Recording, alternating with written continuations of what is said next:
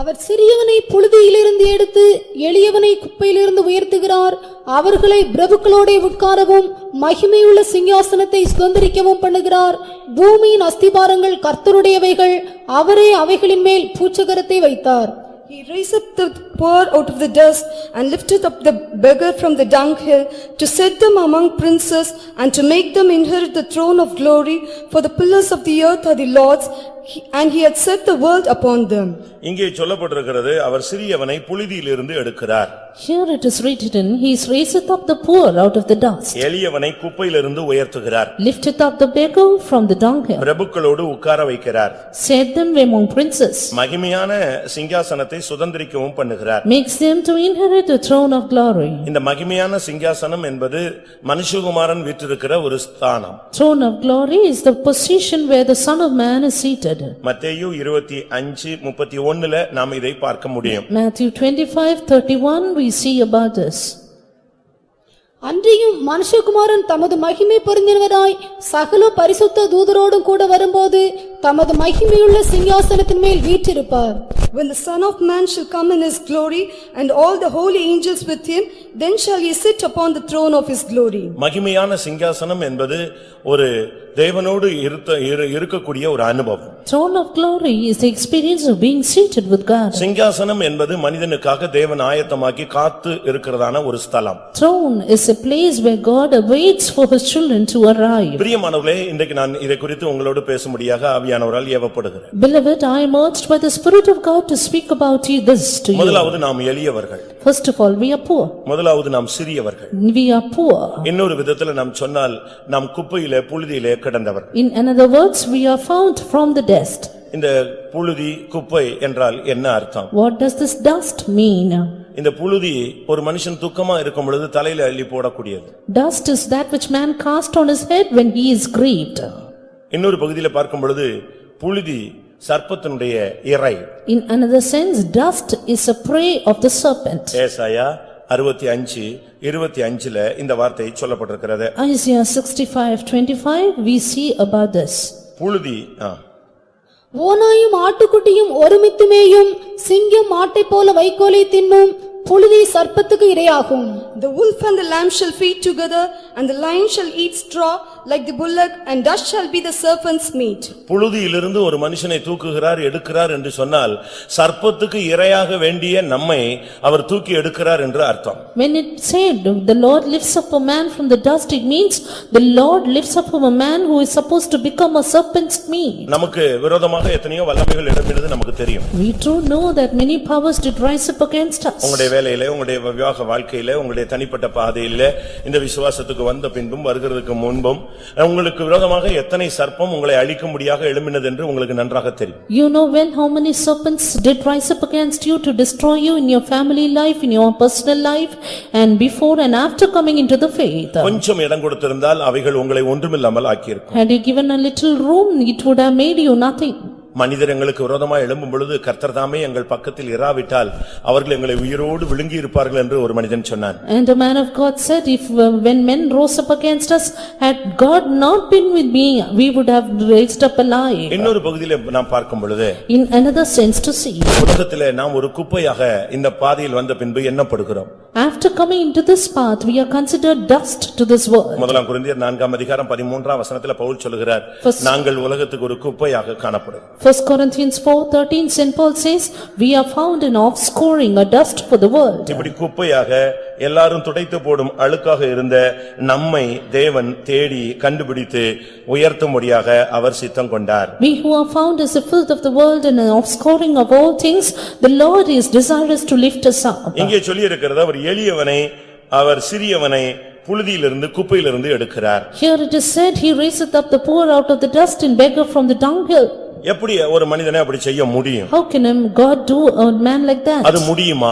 Is it possible? இந்த கேள்விக்கு தான் இன்னைக்கு நான் சில வித வசனங்களை வைத்து உங்களுக்கு பதில் சொல்ல விரும்புகிறேன். I want to give you the answer with certain biblical portions for it. அதை நீங்கள் விளங்கிக் கொள்ள வேண்டியது அவசியம். You need to certainly understand that. முதலாவது அவனை பிரபுக்களோடு உட்கார வைக்கிறார். First of all, makes them to sit among princes. இந்த பிரபுக்களோடு உட்கார வைப்பது என்பது இந்த உலகத்திலே பரிசுத்தவான்களோடு உட்கார வைக்கிற ஒரு அனுபவம். Setting them among princes is the experience of setting setting them among the saints in this world. இங்கே நாம் பரிசுத்தவான்களாகிய பிரபுக்களோடு நாம் இங்கே இருந்தால் நமக்கு அடுத்த ஸ்டெப் மகிமையான சிங்காசனம் அவரோடு இருக்கக்கூடிய ஒரு அனுபவம். If we are with saints in this world who are princes, then we will have the next experience of inheriting the throne of glory with God. இங்கே நீங்கள் இந்த ஒளியில் உள்ள பரிசுத்தவான்களுடைய சுதந்திரத்தில் பங்கடையாத பட்சத்தில் மகிமையான சுதந்திரம் இல்லாவிட்டால் சிங்காசனம் என்பது ஒரு கனவு.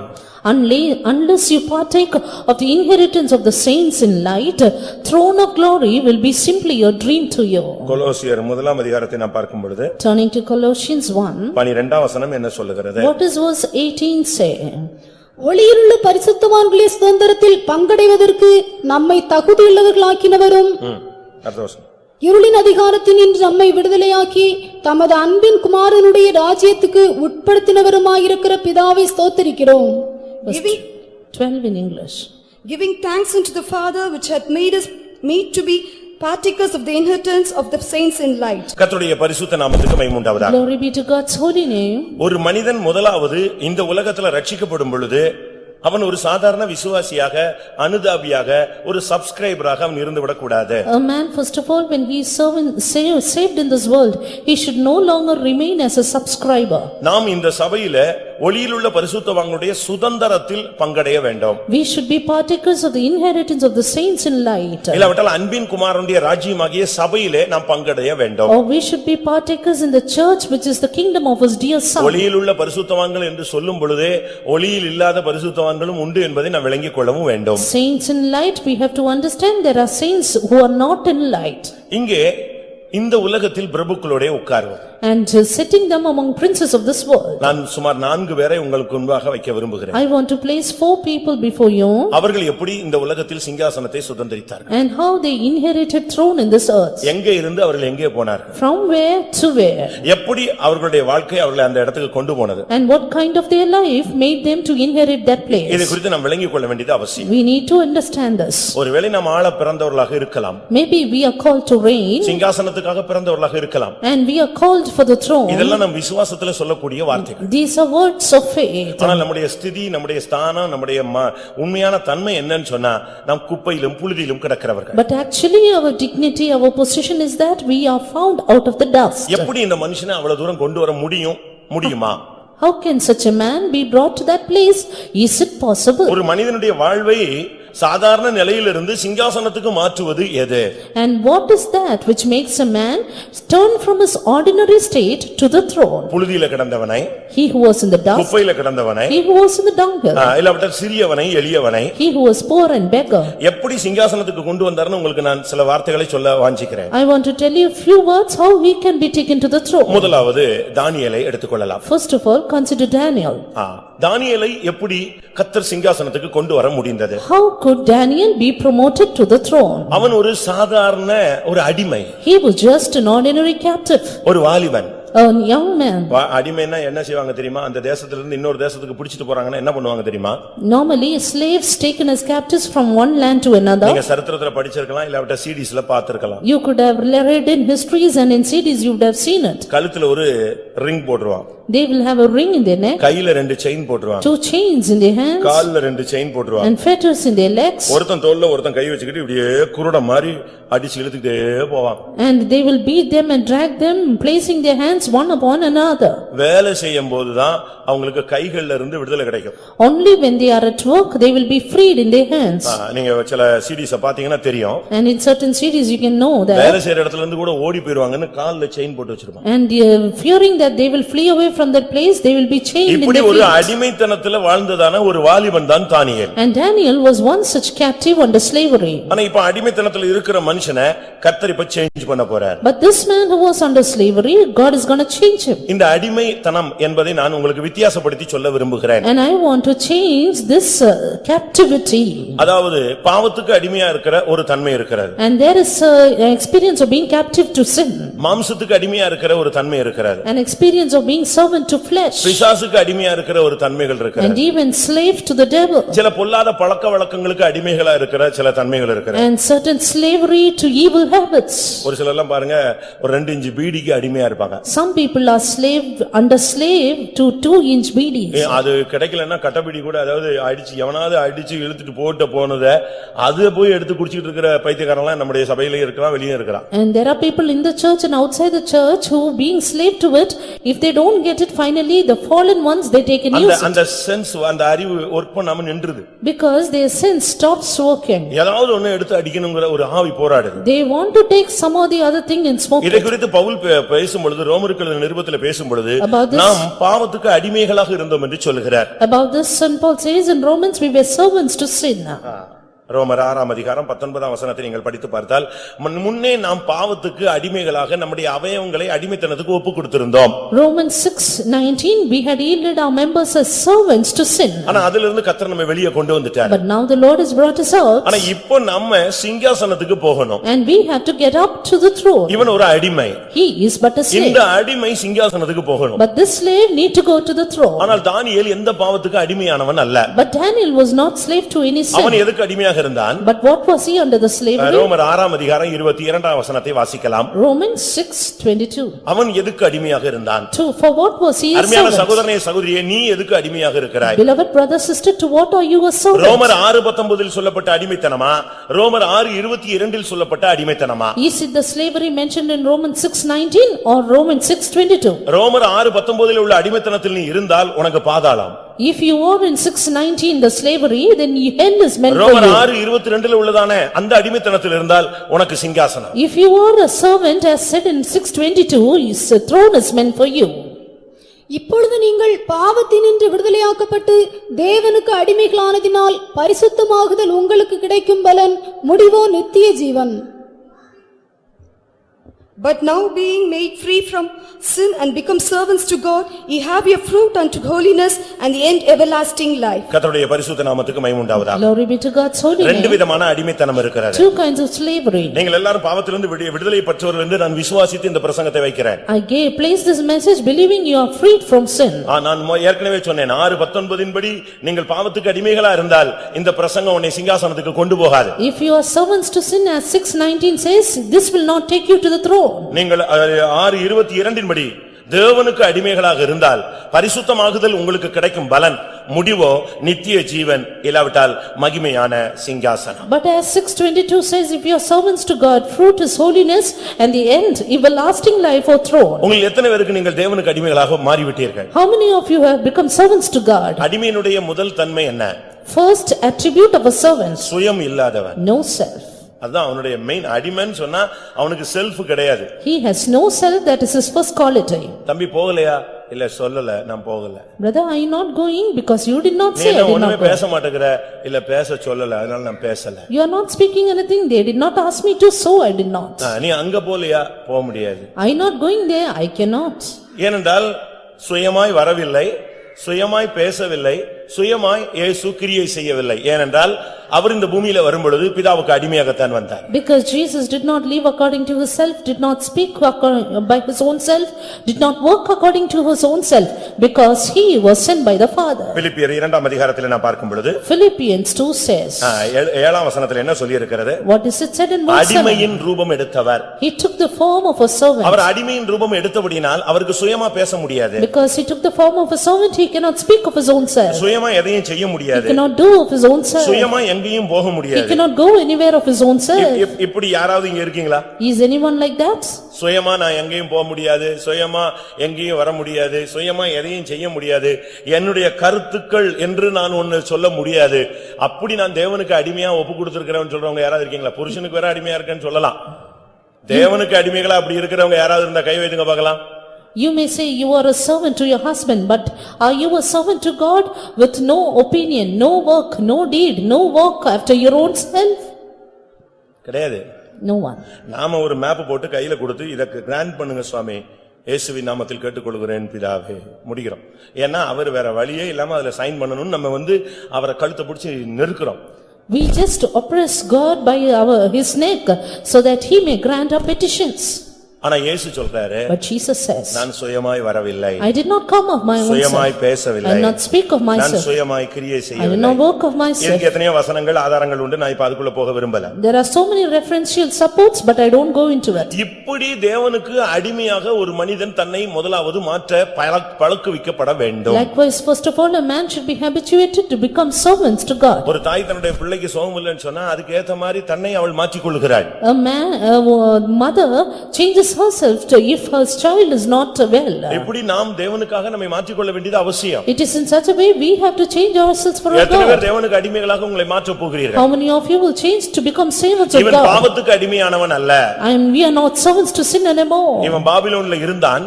Daniel was in ஆனா Babylon. வேதம் சொல்கிறது கர்த்தருக்கு பிரியமானவன் பாபிலோனிலும் தேவசித்தம் செய்வான். But the word of God says, and he that doeth the will of God shall do the will even in Babylon. இந்த தேவனுக்கு அடிமை எப்படி சிங்காசனத்துக்கு போனான்? This servant to God, how did he get up to the throne? அவன் ஒரு குப்பையில இருந்த மனுஷன். He was in the dust.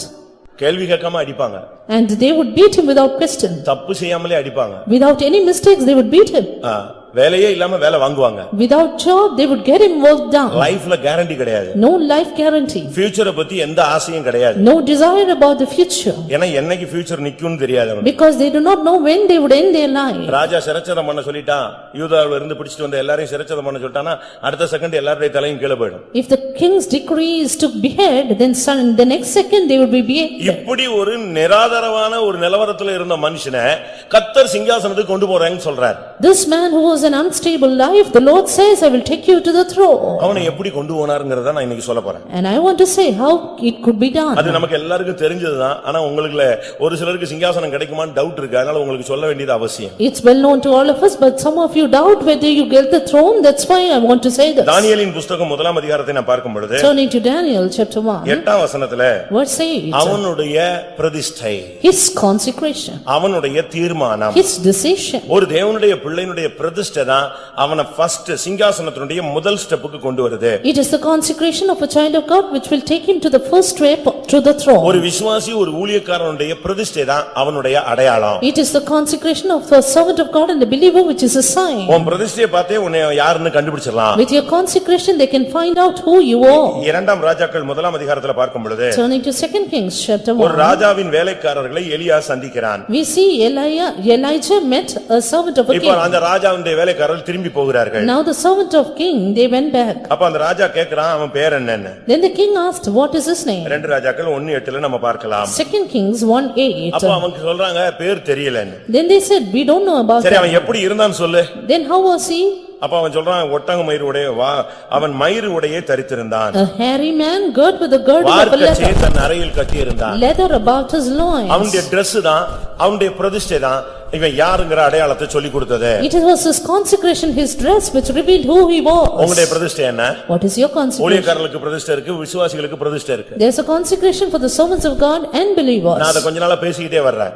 I have been talking about உங்க it. எத்தனை பேர் இந்த பிரதிஷ்டைகளுக்கு ஒப்பு கொடுக்கிறீங்கன்னு எனக்கு தெரியல. I don't know how many of you yield to that consecration. உங்களுடைய உணவில் ஒரு பிரதிஷ்டை இருக்கிறது. A consecration in your food உங்களுடைய habits. உடையில் ஒரு பிரதிஷ்டை இருக்கிறது. Consecration in your dressing. உங்களுடைய பேச்சில் ஒரு பிரதிஷ்டை இருக்கிறது. Consecration in your speech. உங்களுடைய படுக்கையில ஒரு பிரதிஷ்டை இருக்கிறது. Consecration in your bedding. உங்களுடைய தூக்கத்துல ஒரு பிரதிஷ்டை இருக்கிறது. Consecration in your sleep. உங்களுடைய குடிக்கிற காரியத்துல பிரதிஷ்டை இருக்கிறது. Consecration in your drink habits.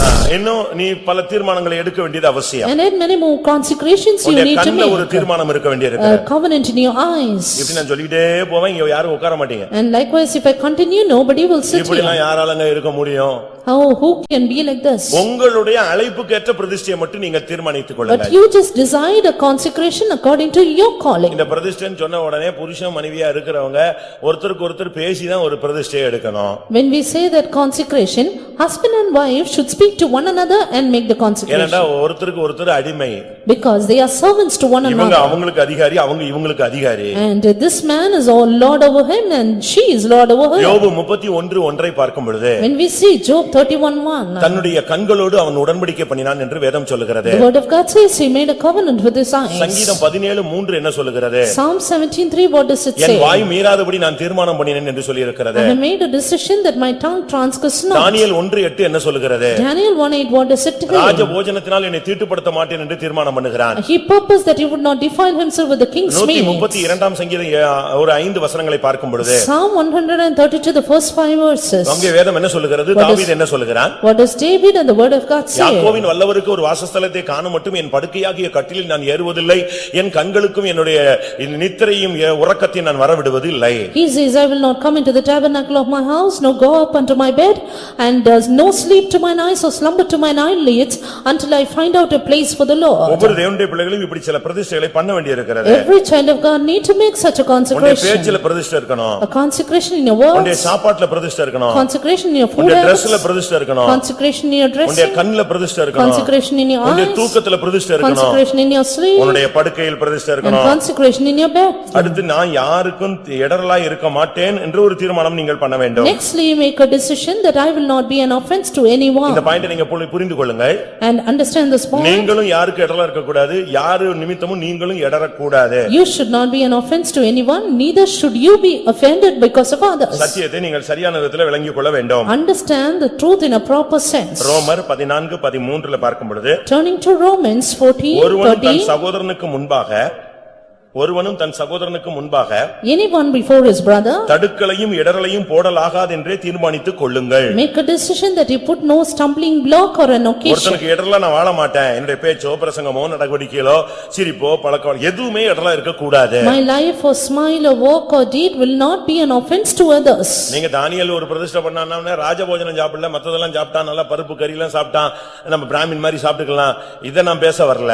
I am not coming to speak about the decision of Daniel that he did not defile himself with the king's meat, but you can eat all of the pulses. உன்னுடைய ஜீவியத்துல ஒரு பிரதிஷ்டை அவசியம். You essentially need a consecration. அதுதான் first அவனை சிங்காசனத்துக்கு divert பண்ணது. That is simply the first step of diversion to the throne. அதுவரைக்கும் அவன் அடிமைதான். Till then a slave. அந்த அடிமை சிங்காசனத்துக்கு டர்ன் பண்றானா அவனுடைய டர்னிங் ஃபர்ஸ்ட் பாயிண்ட் அதுதான். That is the first turning point for a slave to the throne. இதுதான் ராஜாவுக்கு முன்னால அவன முகக்கலையா கொண்டு போய் நிப்பாட்டிச்சு. And that made him to stand with a good countenance before the king. இத பார்த்து தான் அந்த பிரதானிகள் எல்லாம் ஆச்சரியப்பட்டாங்க. Looking at that, the eunuchs were surprised. இவனுக்குள்ள ஏதோ ஒரு சக்தி இருக்கு. There is some power in this man. உன்னுடைய பிரதிஷ்டை தான் உன்னுடைய பலன். Your consecration is your strength. சிம்சோனுக்கு அந்த பிரதிஷ்டை தான் பலன், அது போய்ட்டா அவன் குரங்கு. For Samson, the consecration was the strength, other than that he was an ape. அப்படிதானே?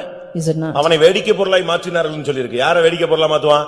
குரங்கு தான் வேடிக்கை காட்டும். It is said he was but a gazing stock, only the monkeys are made like that. அருமையானவர்களே, நம்முடைய ஜீவியத்திலே பிரதிஷ்டையை ஒருபோதும் விட்டுற கூடாது. Beloved, never lose consecration. உங்களுடைய பைபிள் படிக்கிறதுல இருந்து ஒவ்வொரு ஸ்டெப்லயும் ஒரு பிரதிஷ்டை வச்சுக்கிட்டே வரணும். Right from the habit of Bible reading, in every step you need to have a consecration. சங்கீதம் 55 பார்க்கும் பொழுது, Turning to Psalm 55. பலியினால் என்னோடு கூட உடன்படிக்கை பண்ணின என்னுடைய பரிசுத்தவான்களை கூட்டி சேருங்கள் என்பார். And he will say, gather my saints unto me, those that have made a covenant with me by sacrifice. இரண்டாவது அவனை சிங்காசனத்துக்கு டர்ன் பண்ண அடுத்த பாயிண்ட் என்ன? The second point of turning in his life. தானியேல் 2ஆம் அதிகாரம் 6ஆம் வசனத்தை பார்க்கும் பொழுது, Daniel 2:6. 2:16 பார்க்கும் பொழுது, 2:16. அங்கே அவன் ஜெபிக்க தவணை கேட்டு வெளியே வருகிறான். Here he asked for an occasion to pray and came out. அவனுடைய prayer life, His prayer life. ஒரு மனிதனை சிங்காசனத்துக்கு அடிமைத்தனத்திலிருந்து தேவனுக்கு அடிமையாய் மாறின ஒரு குப்பையில கிடக்கிற ஒரு மனுஷனை சிங்காசனத்துக்கு கொண்டு போகணும்னா முதலாவது பிரதிஷ்டை, இரண்டாவது prayer life. A man who is found in the dust, if he has to be taken up to the throne, first thing is the life of consecration, secondly the life of prayer. பிரேயர்ன உடனே என் மனைவி பயங்கரமா எனக்காக ஜெபம் பண்ணுவாங்கன்னு சொல்லிட்டு இவர் புருஷர் படுத்துக்குவாரு. When you said about that, the husband will lie down saying, my wife is praying for me. அந்த பிரேயர்ல நீ சாவாம பிழைச்சிட்டு வருவே தவிர நித்திய ஜீவனை நீ வாங்க முடியாது. By that prayer you will live without dying, but you cannot inherit everlasting life. எங்க அம்மா எனக்காக பயங்கரமா ஜெபம் பண்ணுவாங்க. My mother is praying for me. அந்த அம்மா பயங்கரமா ஜெபம் பண்றதுனால உனக்கு வேலை கிடைக்குது, வாழ்க்கை கிடைக்குது, நல்ல சந்தோஷமா இருக்கற. ஆனா நித்திய வாழ்வு கிடைக்காது. It is because of that you are employed, you have a good life, but not everlasting life. தமிழ்ல சொல்லுவாங்க வாயும் வயிறும் தனிதான். In Tamil they used to say, mouth and stomach are உன்னுடைய separate. தனிப்பட்ட ஜெப ஜீவியம் எப்படி இருக்கு? But how is yours individual prayer life? உனக்குன்னு ஒரு பிரேயர் டைம் வச்சுக்க. You have a personal prayer நீ time. பெரிய ஐஏஎஸ் கலெக்டரா கூட இருந்துக்கங்க. You may be IAS or collector. நான் ஒரு ஜெயில் சூப்பரண்ட் ஒரு இடத்துல பார்க்க போனேன். I visited a jail superintendent நான் once. ரொம்ப சின்ன பிரதர், அசிஸ்டன்ட் தான் நான் ஊழியத்துல இருக்கறேன். Then I was an assistant in the ministry. அவர் யாராவது ஒரு ஊழியக்காரங்க வந்தா நான் இந்த ஆஃபரிங்க கொடுத்துருவேன், எனக்கு டைம் இல்லையேன்னு சொன்னாரு. உடனே பெரியவர் என்னை அனுப்பிட்டார். And he said, if you send some servant of God, I will give this offering, I do not have the time, then the pastor send me. அவர் பெரிய jail superintendent. He was a jail superintendent. வயசான மனுஷன். An old man. அங்க நீங்க போனீங்கன்னா ஜெயில்ல ஒவ்வொரு அசைவும் இவர் இல்லாம அசையாது. இவர் வந்தாலே ஒரு 100 பேர் சல்யூட் அடிப்பாங்க. Every moment in the jail was done with his knowledge. That was that done. ஆனா நான் உள்ள போன போது when I went in, எல்லாரையும் வெளியே போக சொன்னார். he asked everyone to get out. நான் அவர் வயசுக்கு அவருக்கு பிள்ளைக்கு பிள்ளையா இருப்பேன். I am only his child state. ஆனா அவர் அவ்வளவு கனம் பண்ணி. But he honored me so much. Brother ஊழியக்காரங்க வந்திருக்காங்க எல்லாரும் வெளியே போங்க அப்படினாரு. ஆபீஸ்ல உள்ள அவ்வளவு பேர் வெளியே போயிட்டாங்க. He asked everyone in his office to get out. உள்ள ஒரு சின்ன ரூம்க்குள்ள கூட்டி போனாரு. He called me to a little room. ஜெபம் பண்ணுங்க. He said pray for me. எனக்கு ஆச்சரியமா இருந்துச்சு. I was surprised. நான் ஜெபிச்சிட்டு தான் வந்தேன். I prayed and came. எதுக்கு இத சொல்றேன்? Why I say this is, அப்பதான் யோசிச்சேன் அவருக்கு அது prayer room. and that was his prayer room. அந்த ஆபீஸ்லயும் டைம் கிடைக்கும்போது அங்க சாப்பிடுறது ஜெபம் பண்றதுக்குன்னு ஒரு குட்டி ரூம் வச்சிருக்காரு. Even in his office when he has time he goes to that room to pray. உங்களுக்கு பிரேயர் டைம் இருக்கா? Do you have a time of prayer? இல்ல டைம் கிடைக்கும்போதெல்லாம் நாங்கள் ஜெபம் பண்ணுவோம். No, whenever I have time I pray. குடும்பமா ஜெபம் பண்றீங்களா? Do you have family prayers? நாங்க தனித்தனியா ஜெபிச்சுக்கோம். No, we have individual prayers. நீ தனித்தனியா போனா சிங்கம் உன்னை ஈஸியா அடிக்கிறதுக்கு வசதியா இருக்கும். If you individually go, the lion will easily tear you நீ off. மொத்தமா உட்கார்ந்தேனா சிங்கத்தை அடிக்கிறதுக்கு வசதியா இருக்கும். If you are together in a family, you will easily tear the lion. ஏதோ ஒரு நாள் ஜாப் டியூட்டி வெளிய பிரயாணம் அப்படினா நான் வரதுக்குள்ள நீ பிள்ளையை வச்சு ஜெபிச்சிரு அப்படினு சொல்லலாம். Maybe if suddenly there is a duty, an extra OT, then you can pray individually with your child. ஒரு சிலர் இந்த பிரேயர்னு சொல்லிட்டு இந்த பிள்ளைகளுக்கு புத்தி சொல்றோம் 1.5 மணி நேரம் சொல்லி அந்த பிள்ளைங்க இவர் மட்டும் தான் பிரசங்கம் பண்ணிட்டு இருக்காங்க அது தூங்கிக்கிட்டே இருக்கும். அப்படி சொல்ற ஜெபம் அல்ல. But in some families saying that it is a family prayer, the parents keep on instructing the children, but that is not the family prayer. நான் சென்னை திருவொற்றியூர்ல இருந்தபோது when I was in Tiruvattiur, அப்போ ஒரு family, there was a family, அவருக்கு 3 பையன் ஒரு பொண்ணு, 3 sons 1 daughter. எப்ப visiting போனாலும் whenever I went to for ஏதாவது ஜெபிக்கணுமா? Do you want any prayer? உடனே அவர் சொல்வாரு இந்த நாளும் ஊழியத்துக்கு போறதுக்காக ஜெபம் பண்ணு. You pray that these 4 may go to the ministry. உடனே மூத்த ஒரே ஒரு பொண்ணு அது சொல்லும், ஐயோ டெய்லி 10 மணி ஜெபம் தொடங்கினா 12 மணி வரைக்கும் நாளைக்கு காலைல ஸ்கூலுக்கு போகணும் வேலைக்கு போகணும் ஒண்ணுமே இல்ல. எடுத்துட்டாருன்னா சியோனை பத்தி ஸ்டார்ட் பண்ணிடுறாரு. Soon the daughter said, every day in family prayer begins at 10 o'clock and ends at 12 o'clock. He starts with instructing of Zion. எங்களை சியோனுக்கு போங்கறாரு. இவரை வேணா கூட்டி போங்க. He says, you go to Zion, you go to Zion. Please take him to Zion. இந்த சியோனை பத்தி பேசுறவர் இவர் முதல்ல ஊழியத்துக்கு போயிருந்தா நான் எங்க 4 பேர் நாங்க தொல்லை இல்லாம இருந்திருப்போம். நாங்க பிறந்திருக்கவே மாட்டோம். This man, if he had gone to Zion, we would not have been born at all.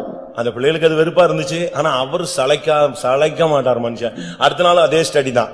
That man was never fed up. He gave the same study the next week. ஆனா கர்த்தர் அவருடைய ஆசையை தீர்த்து ஒரு பையனை ஊழியத்துக்கு கொண்டு வந்தாரு. இங்க மதுரையில இருந்தானே ஜெயராஜ் அவன்தான்.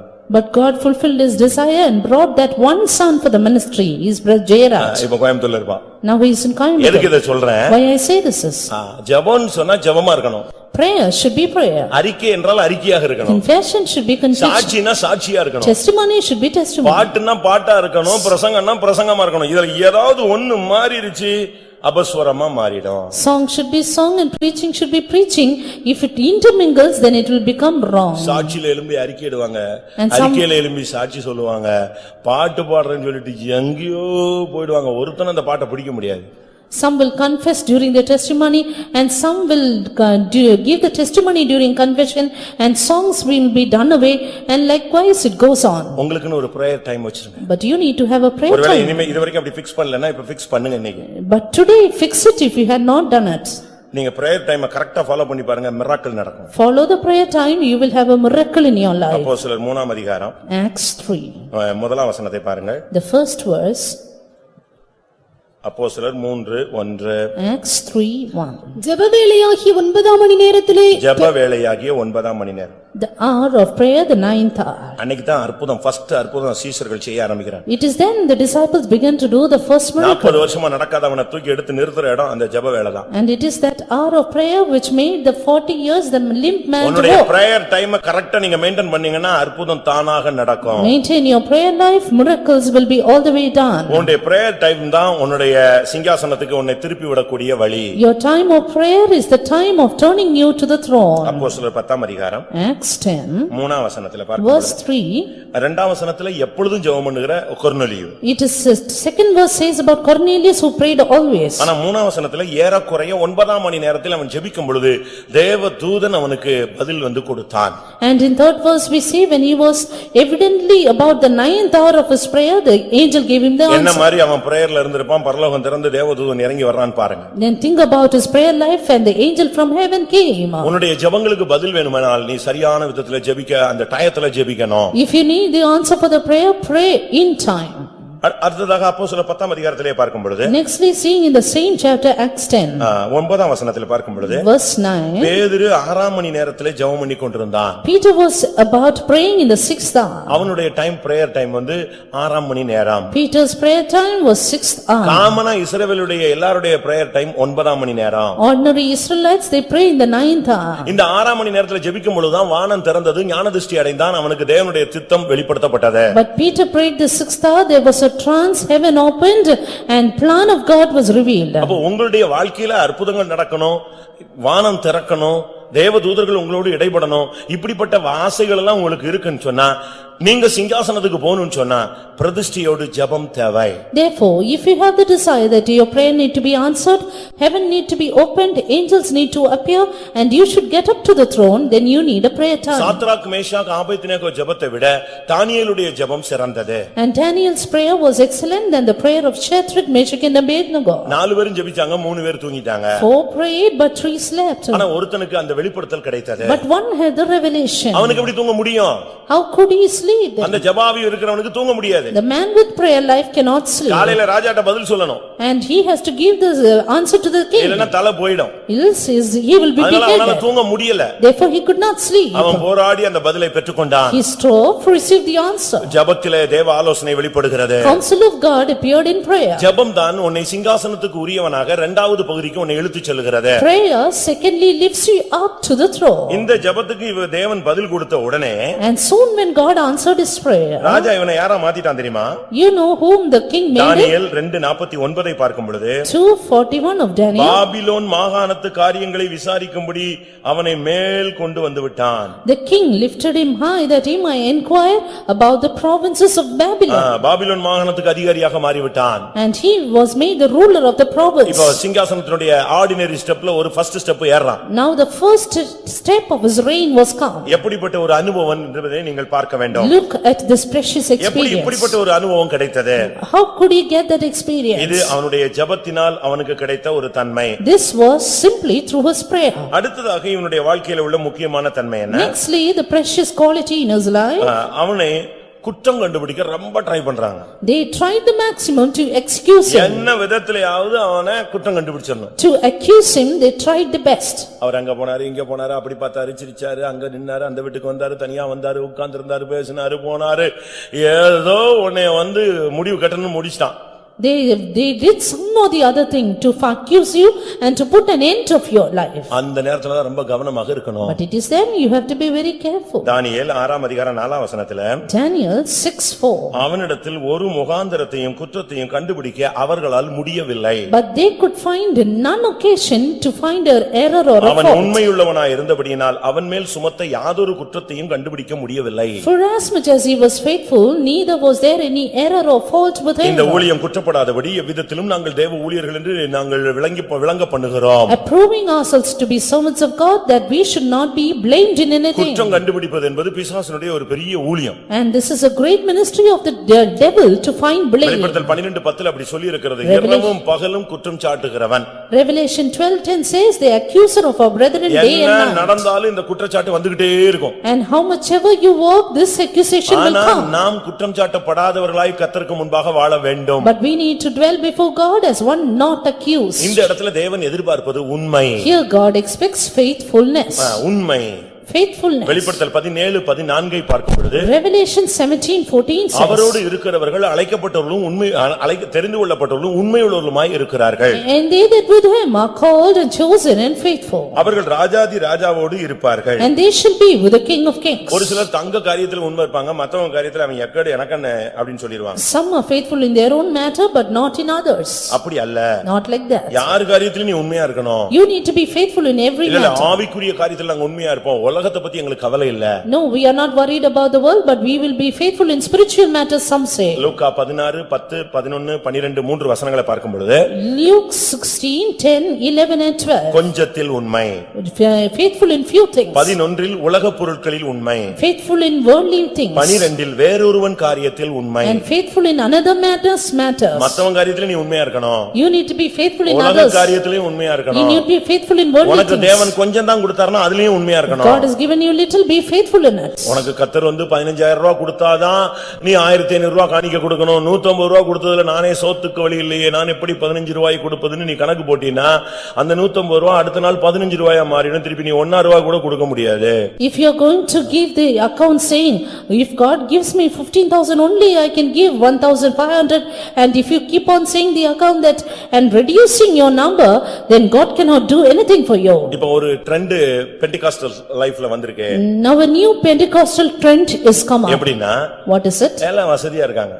They are all well off. நீங்க அங்க போய் பாருங்க, நல்ல வெல் செட்டில் ஆயிருக்காங்க. You go there and see they are அதனால well நம்ம settled. இல்லாதவங்களுக்கு அனுப்புவோம். But let us send to those who have not.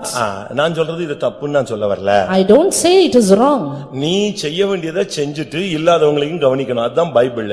But first of all, do that which you ought to, and then look after the needy ones. திடீர்னு divert ஆயிட்டாரே காணிக்கையில அப்படின்னு நீங்க யோசிச்சிட கூடாது. Don't think pastor is diverting to the offerings. உண்மையை பத்தி பேசணும்னு ஆசைப்படுறேன். I want desire to speak about faithfulness.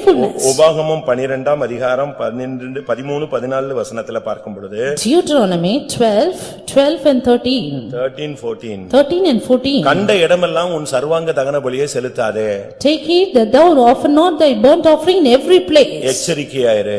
Beware. உன் கோத்திரங்கள் ஒன்றில் கர்த்தர் தெரிந்து கொள்ளும் இடத்தில் மாத்திரம் உன் சர்வாங்க தகன பலியை செலுத்துவாயாக. Offer thy burnt offering in the place which the Lord shall choose in one of thy tribes. அந்த இடத்துல பண்ற பிரசங்கத்துக்கு கற்பிக்கிற காரியங்களுக்கு நீ கீழ்ப்படிந்து செயல்படுத்தினால் போதுமானது. And it is enough that there thou shall obey the commands that I command thee. உன்னுடைய ஜீவிதத்துல உண்மையை தெய்வம் எதிர்பார்க்கிறார். And God expects faithfulness in your கொஞ்சத்திலும் lives. உண்மை, அநேகத்திலும் உண்மை. Faithful in little, faithful in many. பேச்சில, பார்வையில, செயல்ல, சிந்தையில, சிரிப்புல, வாழ்க்கையில ஒவ்வொரு பகுதியிலும் உண்மை தேவை. You need faithfulness in your sight, work, deed, behavior and every aspect. இதுதான் அடுத்தவனை சிங்காசனத்துக்கு டாப்புக்கு கொண்டு போறதுக்கு வசதியா இருந்தது. This was convenient that he might be lifted up to the throne. இந்த லெவலுக்கு வரும் பொழுது அவன் ஃபர்ஸ்ட் ஸ்டெப்புக்கு வந்துறான். When he came to this throne, he came to the first step. இந்த ஸ்டெப்ல வரும் பொழுது தான் தானியேல் 6ஆம் அதிகாரம் 3ஆம் வசனத்துல பார்க்கும் பொழுது At this step, when we see in Daniel அவனை 6:3, ராஜ்யம் முழுமைக்கும் அதிகாரியாக ஏற்படுத்த ராஜா நினைத்தான். we see the king thought to express him as the king over all the realm. தானியேல் 5:16 பார்க்கும் பொழுது Daniel 5:16, மூன்றாவது அதிகாரியாக மாற்றுவான்னு சொன்னா he was made the third மூன்றாம் அதிபதி and the third ruler. ஆனா இப்ப 6ஆம் அதிகாரம் 3ஆம் வசனத்துல பார்க்கும் பொழுது எல்லாத்துக்குமே அதிபதியா மாறிட்டான். But now in 6:3 he became the ruler of the whole realm. Nebuchadnezzar 7 வருஷம் மிருகமாக இருந்தான். Nebuchadnezzar was an episode 7 years. சரித்திரம் சொல்லுகிறது This history இந்த says 7 வருஷமும் தானியேல் தான் ஆளுகை செய்தானா. all the 7 years Daniel reigned. எப்படி இருக்கும்னு யோசிச்சு பாருங்க. Then think how it would have எங்க been. இருந்தாளு? Where was he? பெல்ஷாத்சார் நேபுகாத்நேச்சாருக்கு பிறந்தவனா? Was he born to Nebuchadnezzar? பாபிலோன்ல பிறந்தானா? Was he born in Babylon? இல்ல.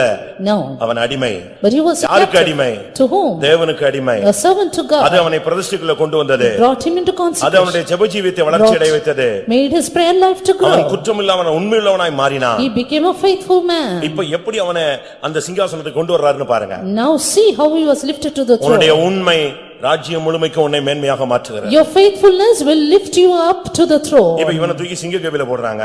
And now they put him in the den of lions. ஆனா அங்கிருந்து எப்படி தப்பிட்டான்? And from there, how did he escape? அதுக்கு காரணம் என்ன? Reason. அவனுடைய worship. His worship. நீ இடைவிடாமல் தானியேல் 6:20, 21, 22 வரைக்கும் பார்க்கும் பொழுது Daniel 6:20-22. ராஜா வந்து சொல்றாரு, The king said, ஜீவனுள்ள தேவனுடைய தாசனே, இடைவிடாமல் நீ ஆராதிக்கிற தேவன் உன்னை சிங்கங்களின் வாய்க்கு தப்புவிக்க வல்லவராய் இருந்தாரா?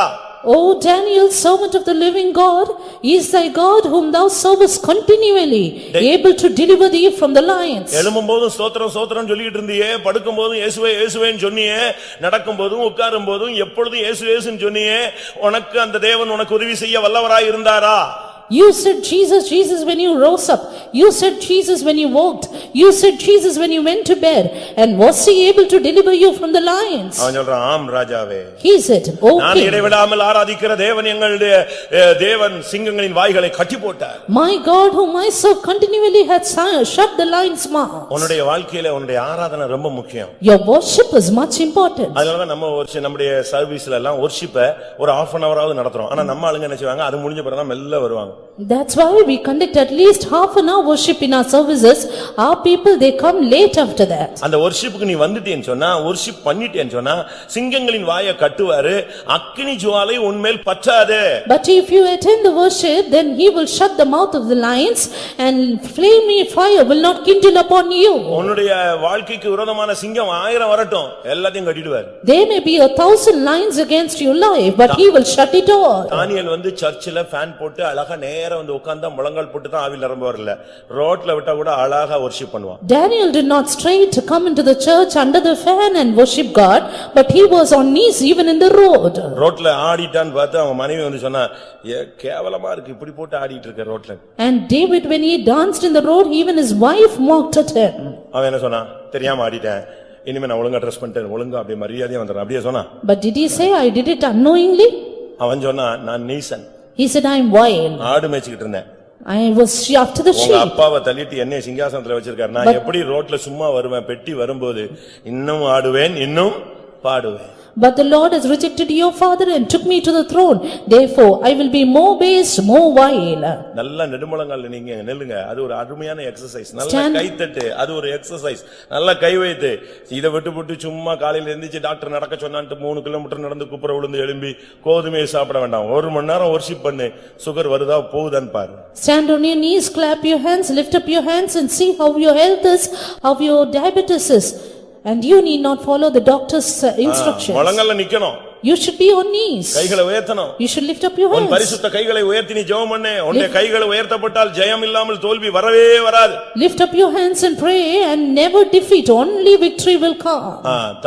மோசே கைகளை உயர்த்தின பொழுது அமலேக்கரை ஜெயித்துக் கொண்டிருந்தார்கள். Moses lifted up, stayed his hands and Amalekites மோசே கை prevailed. கீழே விழுந்தது அமலேக்கர் மேற்கொண்டார்கள். When his hands fell down, Amalekites prevailed. Time வரும்போது அந்த பிரசங்கத்துக்கு போறேன். But when time comes I'll go to that message. தானியேலை சிங்காசனத்துக்கு கொண்டு வந்த 4 அனுபவங்கள். But the 4 experiences which took Daniel to the throne. ஒன்றவன் தேவனுக்கு அடிமையானவன். One servant to God. அப்படினால் அவனுடைய வாழ்க்கையில பிரதிஷ்டை இருந்தது. Therefore he had consecration. அவனுக்குள்ள ஜெபம் இருந்தது. Prayer in him. அவனுக்குள்ள உண்மை இருந்தது. Faithfulness in him. அவனுக்குள்ள worship இருந்தது. And worship in him. அடுத்ததாக எஸ்தர் 10ஆம் அதிகாரம். Nextly Esther chapter 10. 3ஆம் வசனத்தை பார்க்கும். Verse 3. யூதனாகிய மொர்தெகாய் ராஜாவாகிய அகாஸ்வேருக்கு இரண்டாவது ஆனவனும் யூதருக்குள் பெரியவனும் தன் திரளான சகோதரருக்கு பிரியமானவனுமாய் இருந்ததும் அன்றி தன் ஜனங்களுடைய நன்மையை நாடி தன் குலத்தாருக்கெல்லாம் சமாதானம் உண்டாக பேசுகிறவனுமாய் இருந்தான். For Mordecai the Jew was next unto King Ahasuerus and great among the Jews and accepted of the multitude of his brethren, seeking the wealth of his people and speaking peace to all his seed. கர்த்தருடைய பரிசுத்த நாமத்துக்கு மகிமை உண்டாவதாக. Glory be to God's holy name. மொர்தெகாய் எப்படி சிங்காசனத்துக்கு வருகிறார்? How was Mordecai lifted up to the throne? ராஜாவுக்கு அடுத்த ஸ்டாண்டர்ட்ல வந்துட்டார். He came next to the king. இயேசுவோடு நாம் போய் பிதாவுக்கு அடுத்த ஸ்தானத்துல உட்கார போறோம். We are going to sit with Jesus next to the Father. இவர் இருந்த இடம் எங்க? But where was he? இவர் வந்து உட்கார்ந்த இடம் எது? When which place did he sit in? மொர்தெகாய்னு சொன்னா பைபிள் அர்த்தம் சிறிய மனிதன்.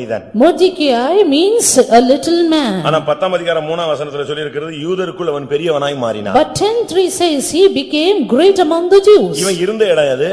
அவன் இருந்த தேவன் அவனை இருத்தின இடம் எது? Where was the place he in and where did God make him to sit? Esther 2ஆம் அதிகாரம் 21ஆம் வசனம். Turning to Esther 2:21. எஸ்தர் 3ஆம் அதிகாரம் 2ஆம் வசனம். Or 3:2.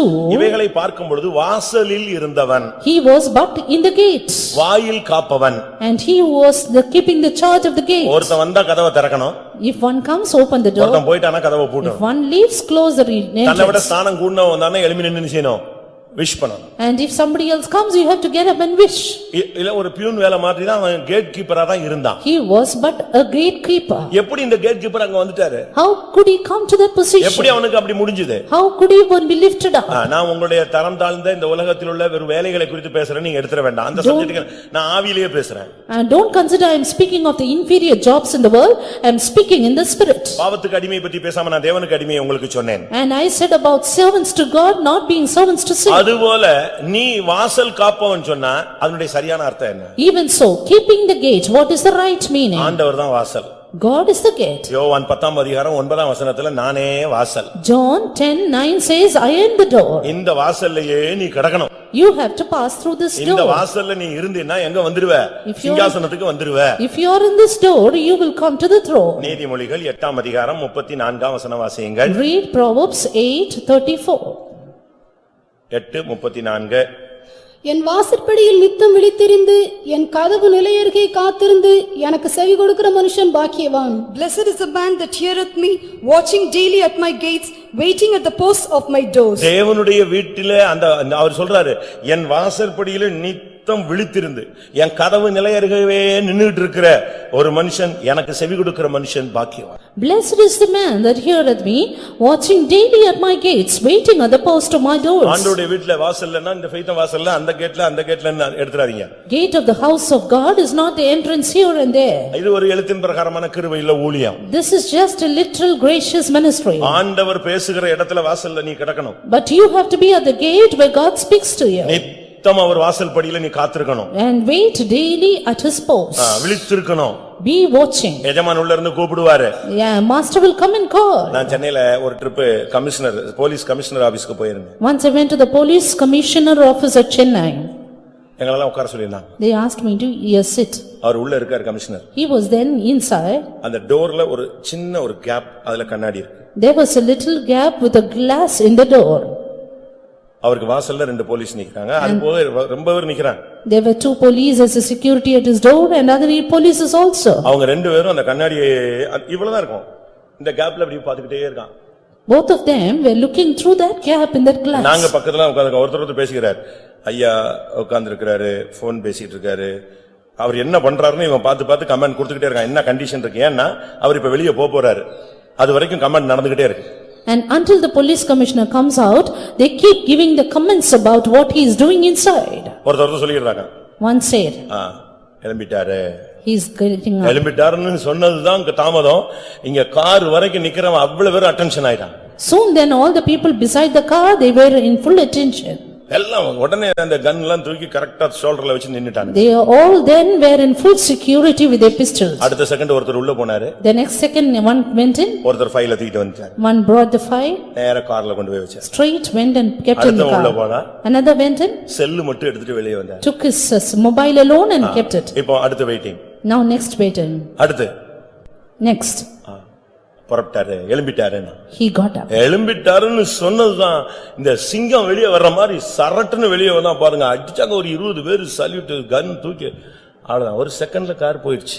Suddenly 20 of the people, they suddenly came as a line and he left soon into the car. நான் கூட யோசிப்பேன், நம்ம பாஸ்டர்ஸ் ரூம் வாசல்ல எல்லாம் இந்த சின்ன பிரதர்ஸ் பாவம் 22 வயசுல ஊழியத்துல வந்துட்டு வாசலே நிக்கிறானே. இத பார்த்த பிறகுதான் புரிஞ்சுது இது எவ்வளவு பெரிய பாக்கியமான ஒரு வேலை. I also used to think as to how the people who have just come into the ministry 22 years old, they are standing as guards as beside the pastor's room. நித்தம் அவருடைய வாசற்படியிலே பரலோகத்தின் வாசல்ல டெய்லி நீ இருந்து, கர்த்தாவே இன்னைக்கு எனக்கு என்ன பாதை, என்ன கிருபை, நான் என்ன செய்யணும்னு வாசல்ல 4 மணிக்கு நீ காத்திருக்கணும். Even so 5 மணிக்குள்ள உனக்கு தேவையான கிருபை, வார்த்தை, வசனம் எல்லாம் கிடைச்சிரும். கிளம்பிடலாம். you should wait daily at the gate of the entrance where God speaks to you. Even at 4 o'clock in the early morning, get the word from God and then you can start up. என் கதவு நிலையருகே காத்திருந்து நான் என்ன சொல்றேன்னு கேக்குற மனுஷன் பாக்கியவான். Blessed is the man who heareth what I say, waiting at the posts of my doors. வாசற்படியில எப்படி இருக்குதுக்கு நமக்கு ஐடியா இருக்கா, ஆசை இருக்கா, இருந்திருக்கிறோமா? Are we getting up at the correct time to get it? சங்கீதம் 84:10 என்ன சொல்லுகிறது? Psalm 84:10, what does it say? 1000 நாளை பார்க்கிலும் உமது பிரகாரங்களில் செல்லும் ஒரே நாள் நல்லது. ஆகாமிய கூடாரங்களில் வாசமாயிருப்பதை பார்க்கிலும் என் தேவனுடைய ஆலயத்தின் வாசற்படியில் காத்திருப்பதையே தெரிந்து கொள்ளுவேன். தேவனுடைய ஆலயத்தின் வாசற்படியில கிடக்கிறது எவ்வளவு பெரிய பாக்கியம். What a great privilege is to be a doorkeeper in the house of my God. ஒரு சகோதரன் சொன்னாரு, One brother said, ஐயா எனக்கு ஊழியமே வேண்டாம். I do not want a ministry. ஏவா நீ ஊழியக்காரன், ஊழியமே வேண்டாம். இல்லையா, எனக்கு அந்த எந்த தகுதி இல்ல.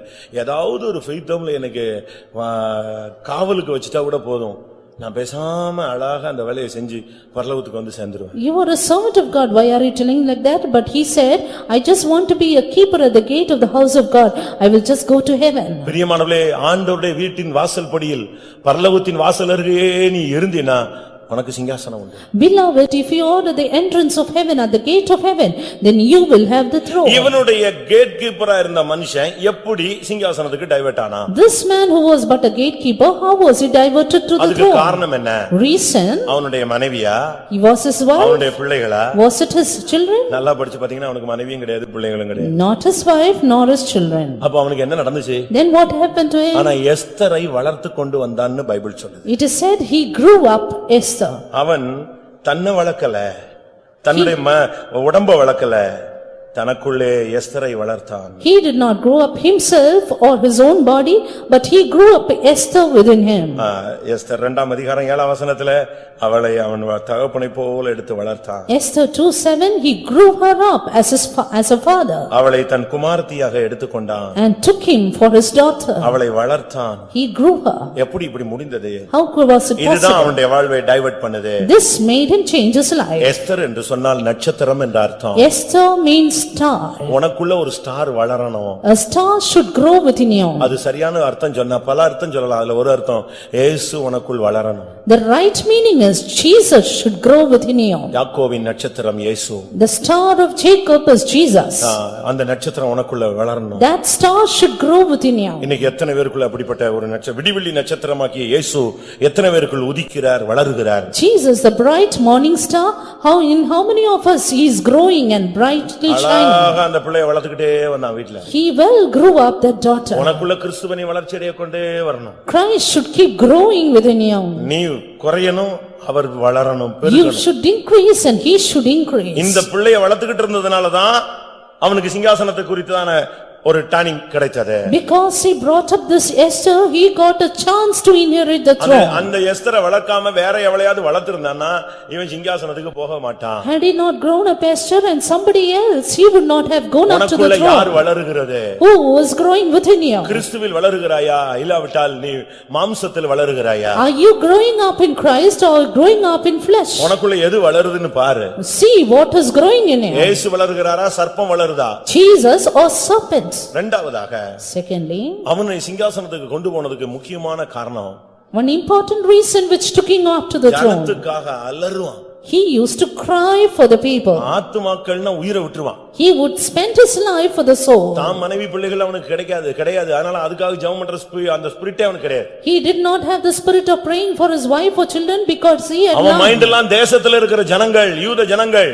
His mind was all upon the Jewish people of the land. என் ஜனம் அழிகிறதேன்னா அழுதுருவான், கத்திடுவான், ரோட்ல நின்னு கத்துவான், கேட் வரைக்கும் வந்து தலையில புழுதி போட்டு கத்திடுவான். He lamented through the streets and came up to the gate with dust upon his head and sackcloth. அப்படி யாரும் அங்க வரக்கூடாதுன்னு கட்டளை இருக்கு, ராஜ கட்டளை இருக்கு. The king's command was nobody should come in like that. அவனுக்கு என் ஜனம் அழிய கூடாது. But my people should not perish. ஆத்துமாக்களை குறித்து உங்களுக்கு எத்தனை பேருக்கு பாரம் இருக்கும்? How many of you are burdened about the souls? பாரம் இருந்தன்னா இன்னைக்கு 7000 பண்ணவா? If you have burden, then come out. இல்லன்னு சொன்னா வீட்ல போய் அழகா உட்கார்ந்து தூங்கிட்டே இருக்கலாம். Or else you can sleep well at home. ஒருவேளை 7000 பண்ணை வந்தவர்களுக்கு சிங்காசனம்னா உனக்கு கிடைக்காம போயிட கூடாதுல்ல? If God says those who come to Elaram Pannai will have the throne, then you should not miss it. கால் நல்லா இருக்கும்போதே நட. When you have good legs, walk. Pastor Joel அவர்கள் அடிக்கடி சொல்வார், கால் நல்லா இருக்கும்போது ஆண்டவருக்காக நடந்து ஊழியம் செய், கை நல்லா இருக்கும்போதே ஏதாவது பாடுபடு, கண்ணு நல்லா இருக்கும்போதே பைபிளை பார்த்து நல்லா படிச்சு முடிச்சிரு, கால் நல்லா இருக்கும்போதே முழங்கால போட்டு மணிக்கணக்கா ஜெபிச்சிரு. ஒரு காலம் வரும் பொழுது இதெல்லாம் முடியாத காலம் வரும். Pastor Joel is to say, when your legs are okay, then be on knees, then walk for the Lord. When your hands are well, work for the Lord. When you have a good eyesight, read the Bible properly. மொர்தெகாய் சிங்காசனத்துக்கு வந்ததுக்கு காரணம் வாசல் படியில கிடந்த காரணம். The reason for Mordecai coming up to the throne was he was by the gate. எஸ்தரை வளர்த்தான். He grew up Esther. மறைவான நட்சத்திரம். And that hidden star. ஒரு மறைவான நட்சத்திரம் அவனுக்குள்ள வளர்ந்து கொண்டே இருந்தது. A hidden star was growing up with him. அது வளர்ந்த போது when it grew, இப்போ அத பிடிச்சு கொண்டு போய் ராஜஸ்திரியா மாத்துறாங்க. now she was turned to be the queen. பாருங்க, இவன் வளர்த்த பிள்ளை யாரா மாறிடுச்சு? Look, the daughter whom she brought up, அது சிங்காசனத்துக்கு போயிடுச்சு. it went to the throne. ராஜஸ்திரியா மாறிடுச்சு. And it became a queen. ஆனாலும் இவனுடைய அந்த ஆத்தும பாரம் அழிஞ்சு போகாது. But still his burden for souls. எஸ்தரை கூப்பிட்டு சொன்னான், He called Esther and said, என்ன நல்ல போஸ்டிங் கிடைச்சிட்டு நல்லா இருக்கியா, கார் கிடைச்சிருச்சு, வண்டி கிடைச்சிருச்சு, ராஜஸ்திரியா மாறிட்டோம், அப்படியே அழகா மேக்கப் போட்டு சுத்தலான்னு பாக்குறியா? Are you satisfied?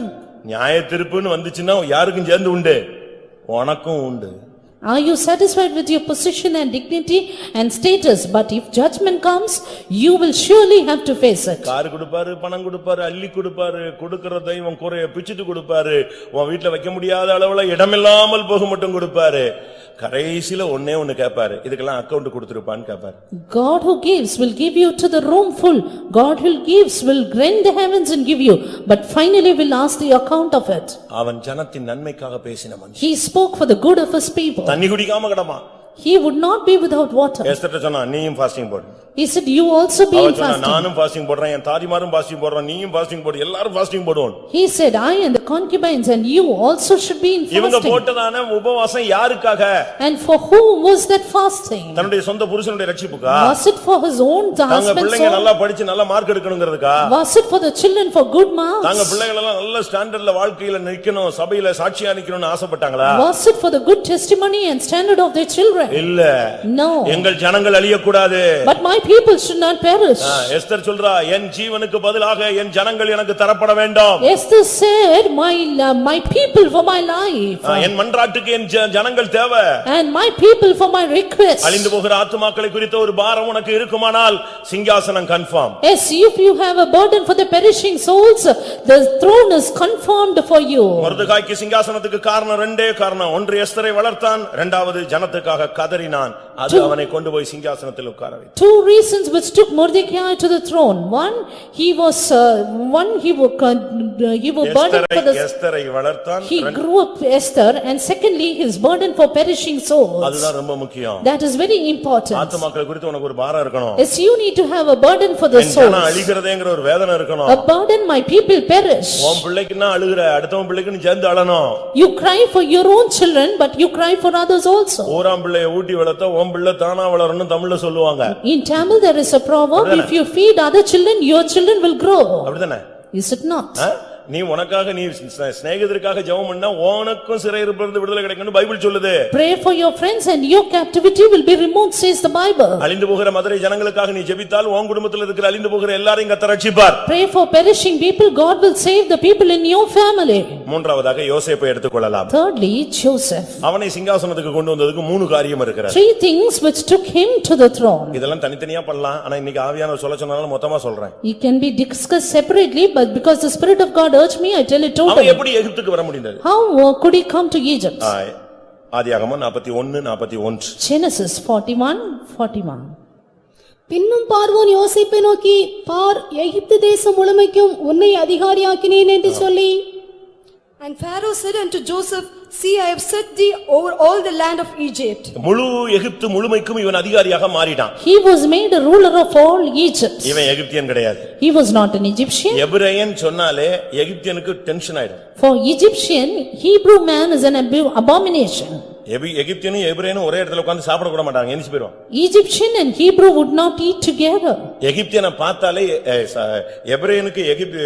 எகிப்தியனுக்கு எபிரேயனை பார்த்தாலே அருவருப்புன்னு பைபிள் சொல்லுது. The word of God says Hebrews are abomination to Egyptians. அவ்வளவு மோசமான ஒரு தன்மையில அதுவும் ஒரு பெண்ணால குற்றஞ்சாட்டப்பட்டு சிறைச்சாலையில கிடந்தவன் எங்க வர்றான்? சிங்காசனத்துக்கு வர்றான். In such a contrary situation, he who was accused by the woman and was placed in the prison now came up to the throne. சிறைச்சாலையிலிருந்து சிங்காசனம். And from the prison to the throne. பைபிள்ல ஒரு வசனம் உண்டு. There's a word in the Bible. அரசால சிறைச்சாலையிலிருந்து புறப்படுவாரும் உண்டு. வாசிங்க அந்த வசனம். There are the ones who come from the prison to the throne. அரசால சிறைச்சாலையிலிருந்து புறப்படுவாரும் உண்டு. அரசாள்றதுக்கு சிறைச்சாலையிலிருந்து ஜெயிலிலிருந்து கூட ஜனங்க வருவாங்களாம். And even people will come from the prison to the throne. அப்ப இது இந்த வசனம் யாருக்குள்ள நிறைவேறிச்சது? And in whom was this verse fulfilled? நிறைவேற்றப்பட்டது யோசேப்பின் வாழ்க்கையில. In the life of Joseph. இவ்வளவு அருமையான ஒரு அனுபவம் எப்படி வந்தது? How did this beautiful experience come? இந்த சிறை என்பதை நான் பாவ சிறைக்கு ஒப்பிடாக சொல்லப் போறது இல்ல. This prison is not compared with the imprisonment of sin. நீ யாருடைய சிறை கைதியாக இருக்கணும்? To whom should you be a prisoner? சகரியா 9:12 வசனம். Zechariah 9:12. சகரியா 9:12. Zechariah 9:12. நம்பிக்கையுடைய சிறைகளே அரணுக்கு திரும்புங்கள், இரட்டிப்பான நன்மையை தருவேன், இன்றைக்கே தருவேன். Turn you to the stronghold, ye prisoners of hope. Even today do I declare that I will render double into thee. வேதம் என்ன சொல்லுகிறது? What does the word of God say? நம்பிக்கையுடைய சிறைகளே. Ye prisoners of hope. யார் இந்த சிறைகள்? Who are these prisoners? ஆண்டவருடைய அன்பினாலே பிடிபட்டு கைதிகளாக அன்பின் கைதிகளாக இருக்கக்கூடிய ஜனங்கள். These are the prisoners, the people who are made prisoners because of the love of God. இந்த சிறைகள் நம்பிக்கையுடைய சிறைகள். These are prisoners of hope. இவங்களுக்கு என்ன நம்பிக்கை? What hope? இரட்டிப்பான நன்மை கிடைக்கும். That they will get double fold அது blessing. இன்றைக்கே கிடைக்கும். And right today. ஏனென்றால் இவர்கள் பாவத்தின் சிறைச்சாலையில் உள்ளவர்கள் அல்ல. Because they are not in the prison of sin. இவர்கள் ஆண்டவருடைய அன்பிலே கட்டுண்டவர்கள். But they are bound by the love of God. முதலாவது தேவனுடைய பிள்ளையே நீ தேவனுடைய ஆவியினால் கட்டுண்டவனாய் இருக்க வேண்டும். First of all, child of God, you need to be bound by the Spirit of God. அப்போஸ்தலர் 20:22 பவுல் சொல்லுகிறார், நான் ஆவியிலே கட்டுண்டவனாக கைதியாக நான் எருசலேமுக்கு போகிறேன். Acts 20:22, Saint Paul says, I go bound in the Spirit unto Jerusalem. ஆவியிலே கட்டுண்டவனாக கைதியாக நீ போகணும். You should be prisoned by the Spirit of God. இந்த சுவிசேஷத்துக்காக நான் பாதகனை போல கட்டப்பட்டிருக்கிறேன். Yes, I am prisoned as a sinner to this gospel. இதுதான் நம்முடைய சிறை. Yes, this is our prison. சுவிசேஷத்துக்காக சிறைப்படுதல். Prisoner for the gospel. ஆவியிலே சிறைப்படுதல். And a prisoner in the Spirit. பரிசுத்த ஆவியினுடைய கைதியாக நீ இருக்கணும். You should be a prisoner of the Spirit of God. இதுதான் அவனுக்கு நடந்தது.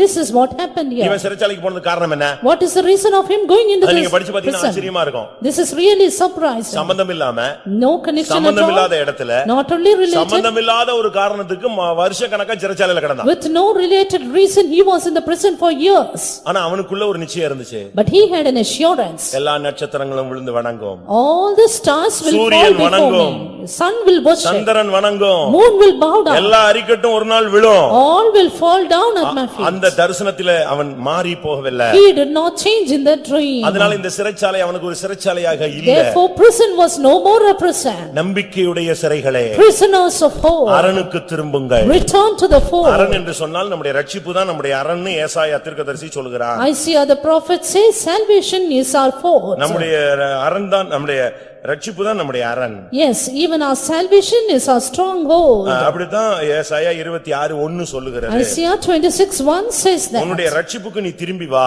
Come back to your salvation. நம்பிக்கையுடைய சிறை கைதியாயிரு. Become a prisoner of hope. ஆண்டவர் என்னை விடுதலையாக்குவார். Then the Lord will deliver you. ஆவியிலே கட்டுண்டவனாய் போறேன், மரணத்துக்கு நான் ரெடியா இருக்கிறேன். I am bound in the spirit, I am ready for death. சரி, இந்த மனுஷன் எப்படி சிங்காசனத்துக்கு வந்தான்? But this man, how did he come to the throne? இவனுடைய வாழ்க்கையில 3 தன்மைகள் முக்கியம். 3 important qualities. ஒன்று, ஆதியாகமம் 37:13. Genesis 37:13. அவனுடைய கீழ்ப்படிதல். His obedience. சூழ்நிலை அனுகூலமா இல்லாவிட்டாலும் பிரதிகூலமா இருந்தாலும் அவன் கீழ்ப்படிந்தான். Situations were contrary, but he obeyed. பிலிப்பியர் 2:8 படி பார்க்கும் பொழுது, According to Philippians 2:8. அங்கே என்ன சொல்லி இருக்கிறது? What does it say our there? கீழ்ப்படிந்தார். He obeyed. அதாவது சிலுவையின் மரண பரியந்தம் அவர் கீழ்ப்படிந்தார். He obeyed even unto the death of the cross. Siluvaiya இருந்தாலும் கீழ்ப்படியணும், சிங்காசனமா இருந்தாலும் கீழ்ப்படியணும். Be it cross or be it throne, you need to obey. அவனுடைய அந்த தகப்பனுக்கு ஃபர்ஸ்ட்ல வீட்ல நல்லா சாப்பிட்டு ஜாலியா அழகா Dress பலவர்ண அங்கி போட்டுட்டு இருந்தவனுக்கு இப்ப தகப்பன் கூப்பிட்டு சொல்றாரு, எப்பா நான் உன்னை உங்க அண்ணன்ட்ட அனுப்புறேன், அண்ணன் மாட்ட போயிட்டு வான், இதோ போகிறேன்னா. அதான் என்னது? அதுதான் அவனுடைய சிங்காசன பயணத்தினுடைய ஃபர்ஸ்ட் ஸ்டெப். வீட்டை விட்டு வெளிய வரான், அதுக்கு பிறகு வீட்டுக்கே போல. This boy who was happy with the father with his best robe, with his colored robe, now he was sent to his brethren and he immediately obeyed, which is his first point to the throne. என்னைக்கு நீங்க கீழ்ப்படிறீங்களோ அன்னைக்கு உங்களுக்கு நீங்க divert ஆயிட்டீங்க, சிங்காசனத்துக்கு திரும்பிட்டீங்கன்னு அர்த்தம். The day you obey, the same day you are diverted to the throne. உன்னுடைய தகப்பனுக்கு தாய்க்கும் கீழ்ப்படிகிறாயா? Are you obeying a father and உன்னுடைய mother? புருஷனுக்கு மனைவிக்கு நீ கீழ்ப்படிகிறாயா? Are you obeying a husband and wife? உன்னுடைய நடத்திப்புக்கு கீழ்ப்படிகிறாயா? Are you obeying the leading? தேவனுக்கு கீழ்ப்படிகிறாயா? Do you obey God?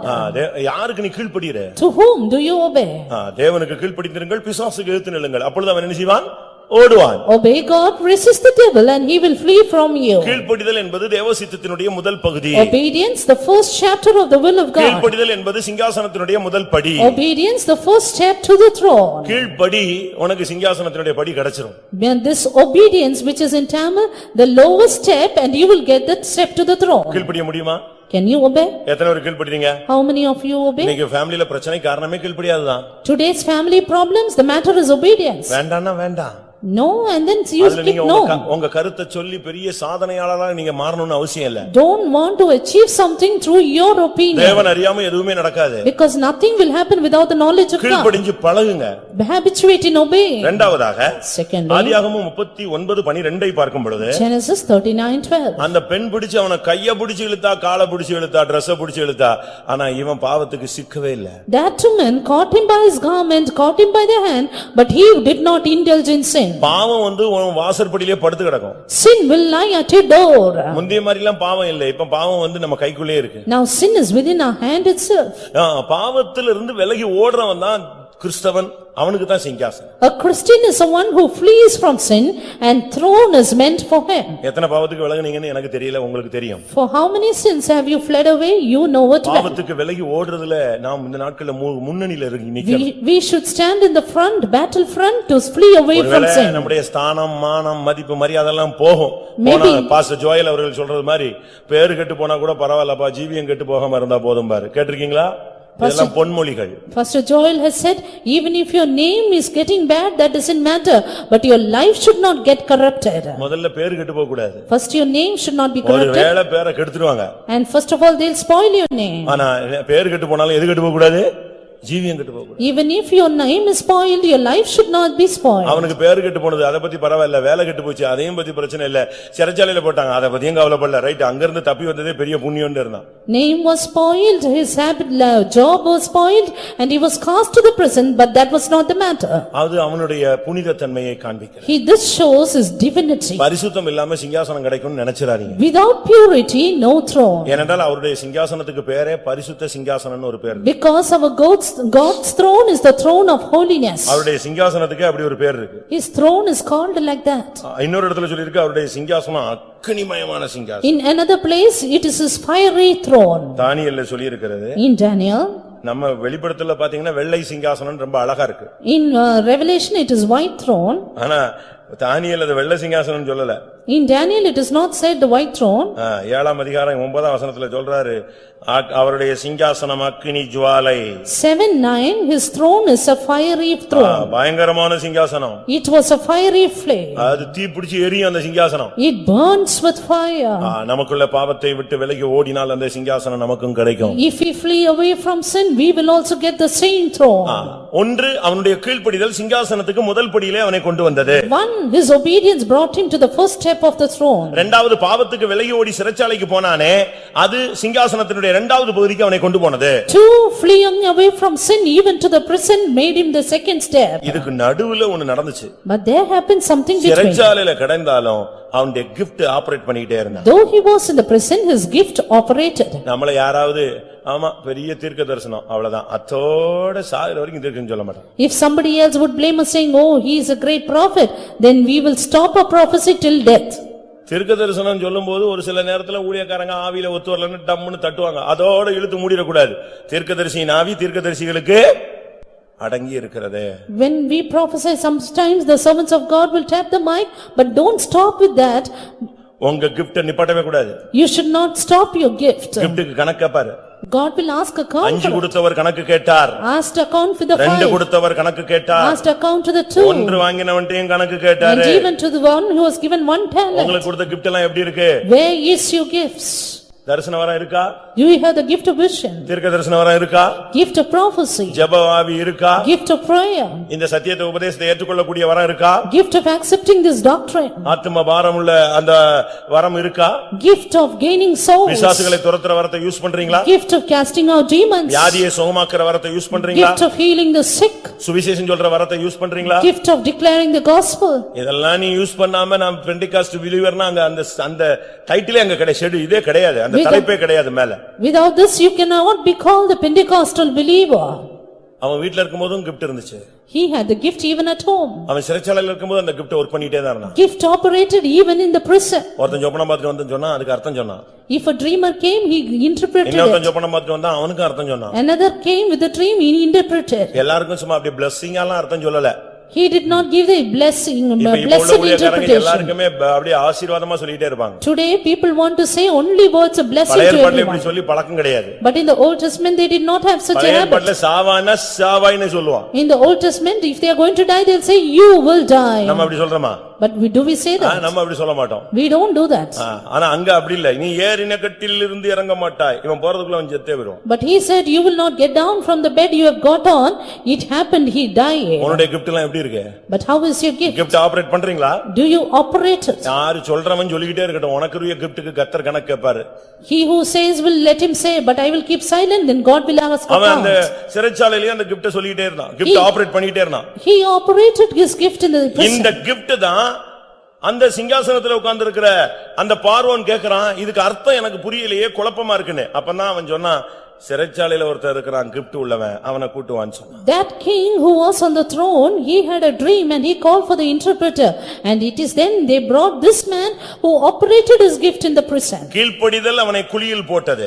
Obedience put him into the pit. பரிசுத்த வாழ்க்கை அவனை சிறைச்சாலையில் போட்டது. Holy life put him into the prison. ஆனால் வரங்கள் அவனை சிங்காசனத்துக்கு கொண்டு போனது. While his gift took him to the throne. எப்படி அவன் அந்த இடத்துக்கு வந்துட்டான் பாத்தீங்களா? How did he come to that spot? ஒருவேளை உனக்கு இந்த பாதை தெரியாது. Maybe you don't know this path. தேவனுடைய வழிகள் ஆராய்ந்து முடியாதவைகள். God's ways are unsearchable. அது ஆச்சரியமானது. It is marvelous. நம்ம மண்டையில புரியாது. We cannot understand with our brain. ஆனா தேவன் உன்னை கரெக்ட்டா கொண்டு போவாரு. But God will take you correctly. உனக்கு குழி பயங்கர வேதனை.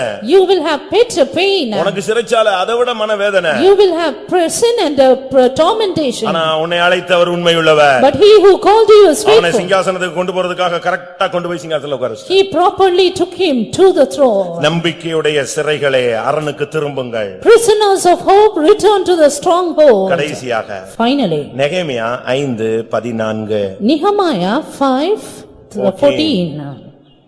நெகேமியா 5:14. Nehemiah 5:14. நான் யூதா தேசத்திலே அதிபதியாயிருக்கும்படி ராஜாவியாகிய அர்த்தசஷ்டா எனக்கு கற்பித்த நாளாகிய அவருடைய 20ஆம் வருஷம் தொடங்கி அவருடைய 32ஆம் வருஷம் வரைக்கும் இருந்த 12 வருஷ காலமாய் நானும் என் சகோதரரும் Moreover, from the time that I was appointed to be their governor in the land of Judah, from the 20th year even unto the 32nd year of Artaxerxes the king, that is 12 years, and I and my brethren have not eaten the bread of the governor. இதுக்குள்ள ஒன்னு மறைஞ்சிருக்கு.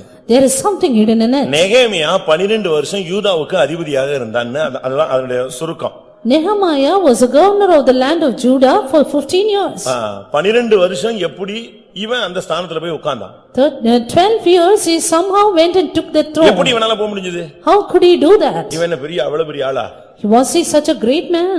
நெகேமியா 1ஆம் அதிகாரம் கடைசி வசனத்தினுடைய கடைசி பகுதியில பாத்தீங்கன்னா இவன் ஒரு பான பாத்திரக்காரன். Nehemiah 1 the last verse, he was but a cup bearer. cup bearer, அதாவது ராஜா தண்ணி வேணும், மது வேணும், திராட்சரசம் வேணும் அப்படின்னா இவர் ஊத்தி கொடுத்து கொண்டு போய் கொடுப்பாரு. குடிச்சு முடிச்சா கப்ப தூக்கிட்டு வரணும். இதுதான் அவனுடைய ஊழியம், வேலை, ஸ்தானம், மானம், மரியாதை எல்லாமே அவ்வளவுதான். If the king says he has to drink wine or water, this man would just bear the cup for the king. That is his regard. ஆனா எப்படி இவன் வந்தான்? But how did he become? ஒரு cup bearer 12 வருஷம் சிங்காசனத்துல யூதாவுல அதிபதியா உட்கார்ந்துட்டானா reason என்ன? A cup bearer became a governor of the land of Judah for so many years. How was it? நான் ரொம்ப நேரம் பேச போறதில்ல, ஒரே பாயிண்ட் சொல்றேன். Just one point. முதலாவது அவன் cup bearer இருந்தான். Firstly, he was a cup bearer. இது எதை காண்பிக்கிறது? What does this show? ஒரு சாதாரண வேலை. An ordinary work. எலிசா 8 வருஷமாக எலியாவுக்கு cup bearer-ஆக இல்லட்ட கையில தண்ணி ஊத்துறவனா தான் இருந்தான். Elisha ministered unto Elijah as a cup bearer, pouring water into his hands. எலியாவின் கைகளுக்கு தண்ணீர் வார்த்தவன் சொல்லித்தான் யாருக்கு அடையாளம்? எலிசாவுக்கு பேரே அவ்வளவுதான். எலிசான்னு கூட ஒருத்தன் சொல்ல மாட்டான். Elisha was called as the man who poured water into the hands of Elijah. ஏன்னா எலிசாவுக்கு பெரிய லுக் எல்லாம் கிடையாது. Because Elisha did not have a great look. அவன் என்னது? ஒரு மொட்டை தலையன். He was just a bald headed. விசுவாசி பிள்ளைகள் எல்லாம் அவனை பரியாசம் பண்ணுவாங்க. And even the believers children would mock him. மொட்டை தலையா ஏறி போனாங்க. Oh bald head, get up, get up. ஆனா 8 வருஷம் இவனுடைய வேலை என்ன தெரியுமா? But 8 years what was his duty? சாப்பிட தொடங்கும்போது எலியாவுக்கு என்ன செய்வான்? கையில தண்ணி ஊத்துவான். He poured water into the hands of Elijah when he began to eat. கை கழுவி முடிச்ச உடனே And after that சாப்பிடுவார். he would eat. சாப்பிட்டு முடிச்ச உடனே After that திருப்பி குடிக்க தண்ணி கொடுக்கணும், கை கழுவ தண்ணி கொடுக்கணும். he would again give water to eat, to drink and to wash his hands. எப்படி ஊழியம் பாத்தீங்களா? Look at his ministry. நீங்க நல்லா படிச்சு பாத்தீங்கன்னா இதெல்லாம் நம்ம மினிஸ்ட்ரியில ட்ரெய்னிங்ல இருக்கு. But today these are well good in the training in our ministry. எவனா இருந்தாலும் எவளா இருந்தாலும் இங்க வந்தா விறகு உடைச்சு ஆகணும், லுக்கிங் ஆஃப்டர் சிக் பண்ணி ஆகணும், ட்ரே தூக்கி ஆகணும். நான் 3 டிகிரி 7 டிகிரியா 1 டிகிரி எல்லா டிகிரி மொத்தமா புடிங்கிடுவாங்க. Whoever they may be, whatever degrees they may have, they have to lift the tray, they have to look after people and the sick ones. எல்லாருக்கும் இதேதான். They have the same duty. அவன் ஒரு cup பேரர், அதாவது கர்த்தருடைய ராஜாவுடைய அரண்மனையில தண்ணி ஊத்துறவன். ஆனா அவனுக்கு கர்த்தர் 12 வருஷம் சிங்காசனம் கொடுத்தார். Nehemiah was a cup bearer for the king in the palace, but the Lord gave him the throne for 13 years. இது எதை காண்பிக்கிறது? What does this show? பரிசுத்தவான்களுக்கு ஊழியம் செய்வதை காண்பிக்கிறது. Ministering unto the saints. அன்னைக்கு அவன் ராஜாவுக்கு இருந்தான். இன்னைக்கு நீ தேவனுடைய ஊழியர்களுக்கு நீ என்ன சேவை செய்யற? That day he ministered unto the king, but today what do you minister unto the servants of God? நான் ஒரு கன்வென்ஷனுக்கு போயிருந்தேன். I went for a convention. அந்த கன்வென்ஷனுடைய முழு செலவும் ஒரு விசுவாசி எடுத்துக்கிட்டார். The whole expenditure was undertaken by a believer. நான் விசாரிச்சு பார்த்தா அவரை பார்க்கணும்னு ஆசைப்பட்டேன். I inquired and wanted to see him. என்னடா அவர் ஜீரோவா இருக்கும்போது நான் அவரை பார்த்திருக்கேன். அவர் மல்டி மில்லியனர் ஆன பிறகு நான் பார்க்கல. Because I saw him when he was zero, but when he was a multi-millionaire I did not see him. நல்லா கூப்பிட்டு பேசணும், சாட்சி எப்படி இருக்குன்னு கேட்கணும்னு I wanted to call and ask for his testimony. அப்ப அவர் சொன்னாரு. Then he said, என் பையனை நீங்க பார்க்கவே இல்லையா? Have you not seen my son? பார்க்கலையே. No, I did not. 4 நாள் நீங்க பார்த்திருக்கலாமே. அந்த பாயெல்லாம் ஒழுங்கா போட்டுட்டு இருந்தான் பாருங்க, அதான் என் பையன். 4 days he was laying the mat in the hall, that is my son. எப்படி? அவர் பையனுக்கு அடையாளம் என்ன சொல்றாரு? அந்த கார்ல கருப்பு கலர் கார்ல வந்தானே, அந்த அப்படி ஒரு இழுத்து விட்டு வந்தானே, அவன்லாம் சொல்லல. எப்படி சொன்னாரு? அந்த 4 நாள் நீங்க பாத்திருப்பீங்களா, கூட்டத்துல எல்லாம் பாய் போட்டுட்டு இருந்தானே, என் பையன் தான் கர்த்தருக்காக வேலை செஞ்சான். The sign for his son was that he was laying the mat for the Lord and he worked for the Lord, not that he went in a car. நமக்கு அப்படி எல்லாம் செய்ய முடியுமா? Can we do that? செய்ய முடியுமா? Can we do that? மத்தேயு 25:22ல இயேசு சொல்லுகிறார், நான் தாகமா இருந்தேன், எனக்கு நீங்க தண்ணி கொடுக்கல, நீ எப்படியா உனக்கு கதவு திறக்கும்னு கேக்குறாரு. Matthew 25:22 Jesus said, when I was thirsty you did not give me to drink. அப்ப இந்த வெள்ளாடு எல்லாம் கேட்டுச்சு. And then the goats asked, என்ன கேட்டுச்சு? எப்ப ஆண்டவரே நீங்க தண்ணி இல்லாம தாகத்தோடு கஷ்டப்பட்டீங்கன்னு? When Lord were you thirsty without water? அப்ப செம்மறியாடும் கேட்டுச்சு. Then the sheep also asked, நீங்க எப்ப தாகமா இருந்தீங்க, நாங்க எப்ப தண்ணி கொடுத்தோம்? When were you thirsty and we gave you to drink? சீரியரில் ஒருவன் தாகமா இருந்தபோது அவனுக்கு தண்ணீர் கொடுத்தா எனக்கு கொடுத்ததாக நான் கணக்குல அக்கவுண்ட் டாலி பண்ணி வச்சிருக்கேன்னு சொன்னார். When you gave to drink to one of these least ones, I tallied it in my account. அம்மா அப்பா தம்பி கொஞ்சம் தாகமா இருக்கு தண்ணி, அவ எடுத்து கொடுப்பா. இப்படியே எப்பா பார்த்தாலும் தண்ணி தண்ணி சாகாம கிடக்கு. இப்படி சொல்லிட்டு போனேன்னா உனக்கு எப்படி சிங்காசனம் கொடுப்பாரு? When you neglect those people who ask water from you, then how will God honor you? அந்த அம்மா அப்படின்னு உடனே என்னம்மாங்கணும். ஐயோ இரும ஆரம்பிச்சிருச்சே, எப்ப நிறுத்த போகுதுன்னு தெரியலையே, அப்படி சொல்லக்கூடாது. When that mother starts to cough, then you have to ask what you need, and you should not say when will this stop. தமிழ்ல என்ன சொல்றான்? What will they say in Tamil? ஏவா மக்கள் மூவா மருந்து அப்படின்னு என்ன? ஏவாமலே செயல்படுகிற மக்கள் 3 வகை மருந்துக்கு ஒப்புமையாக இருக்காங்க. நமக்கு நம்ம இப்ப எல்லாம் இங்கிலீஷ்ல இதெல்லாம் தெரியாது, அதனால எல்லாம் இப்போ இங்கிலீஷ் மீடியம், ஒழுங்கா இங்கிலீஷ் மீடியம் படிக்கல, தமிழ் மீடியம் படிக்கல, ஒழுங்கா மார்க்கும் வாங்கல. People who do things without the compulsion or the force of others, they are like medicine. 500க்கு 150 வாங்கினா கூட கர்த்தர் கொடுத்தார், ஸ்தோத்திரம் ஸ்தோத்திரங்கறான். அந்த 150க்கு அவனுக்கு தரிக்கணத்தை அடிச்சிருக்கான் ஆண்டவர்ட்ட. அப்படிதான் அப்படிதானே? யோசிச்சு பாருங்க. Think today people are not studying well, they get just 150 out of 500 and they say praise the Lord and sit there. இப்படி கஜினி முகமது ரொம்ப பேர் இருக்காங்க, ஆனாலும் நீங்கள் ஜெயிப்பீர்கள் என்று விசுவாசிக்கிறோம். But still I believe that you will prevail. Ghajini முகமதுன்னு ஒருத்தன் 16 ட்ரிப் ஃபெயில் ஆனான். There was a man called Rajini Mohammed who failed for 14 times. கடைசில தோத்து போய் ஒரு கேபில போய் படுத்துட்டான். Finally he lay down in a cave. இந்தியாவும் வேண்டாம், அதனுடைய ஐஸ்வரியமும் வேண்டாம். I don't want India, I don't want its riches. இத்தனை ட்ரிப் தோத்து போனது போதும்.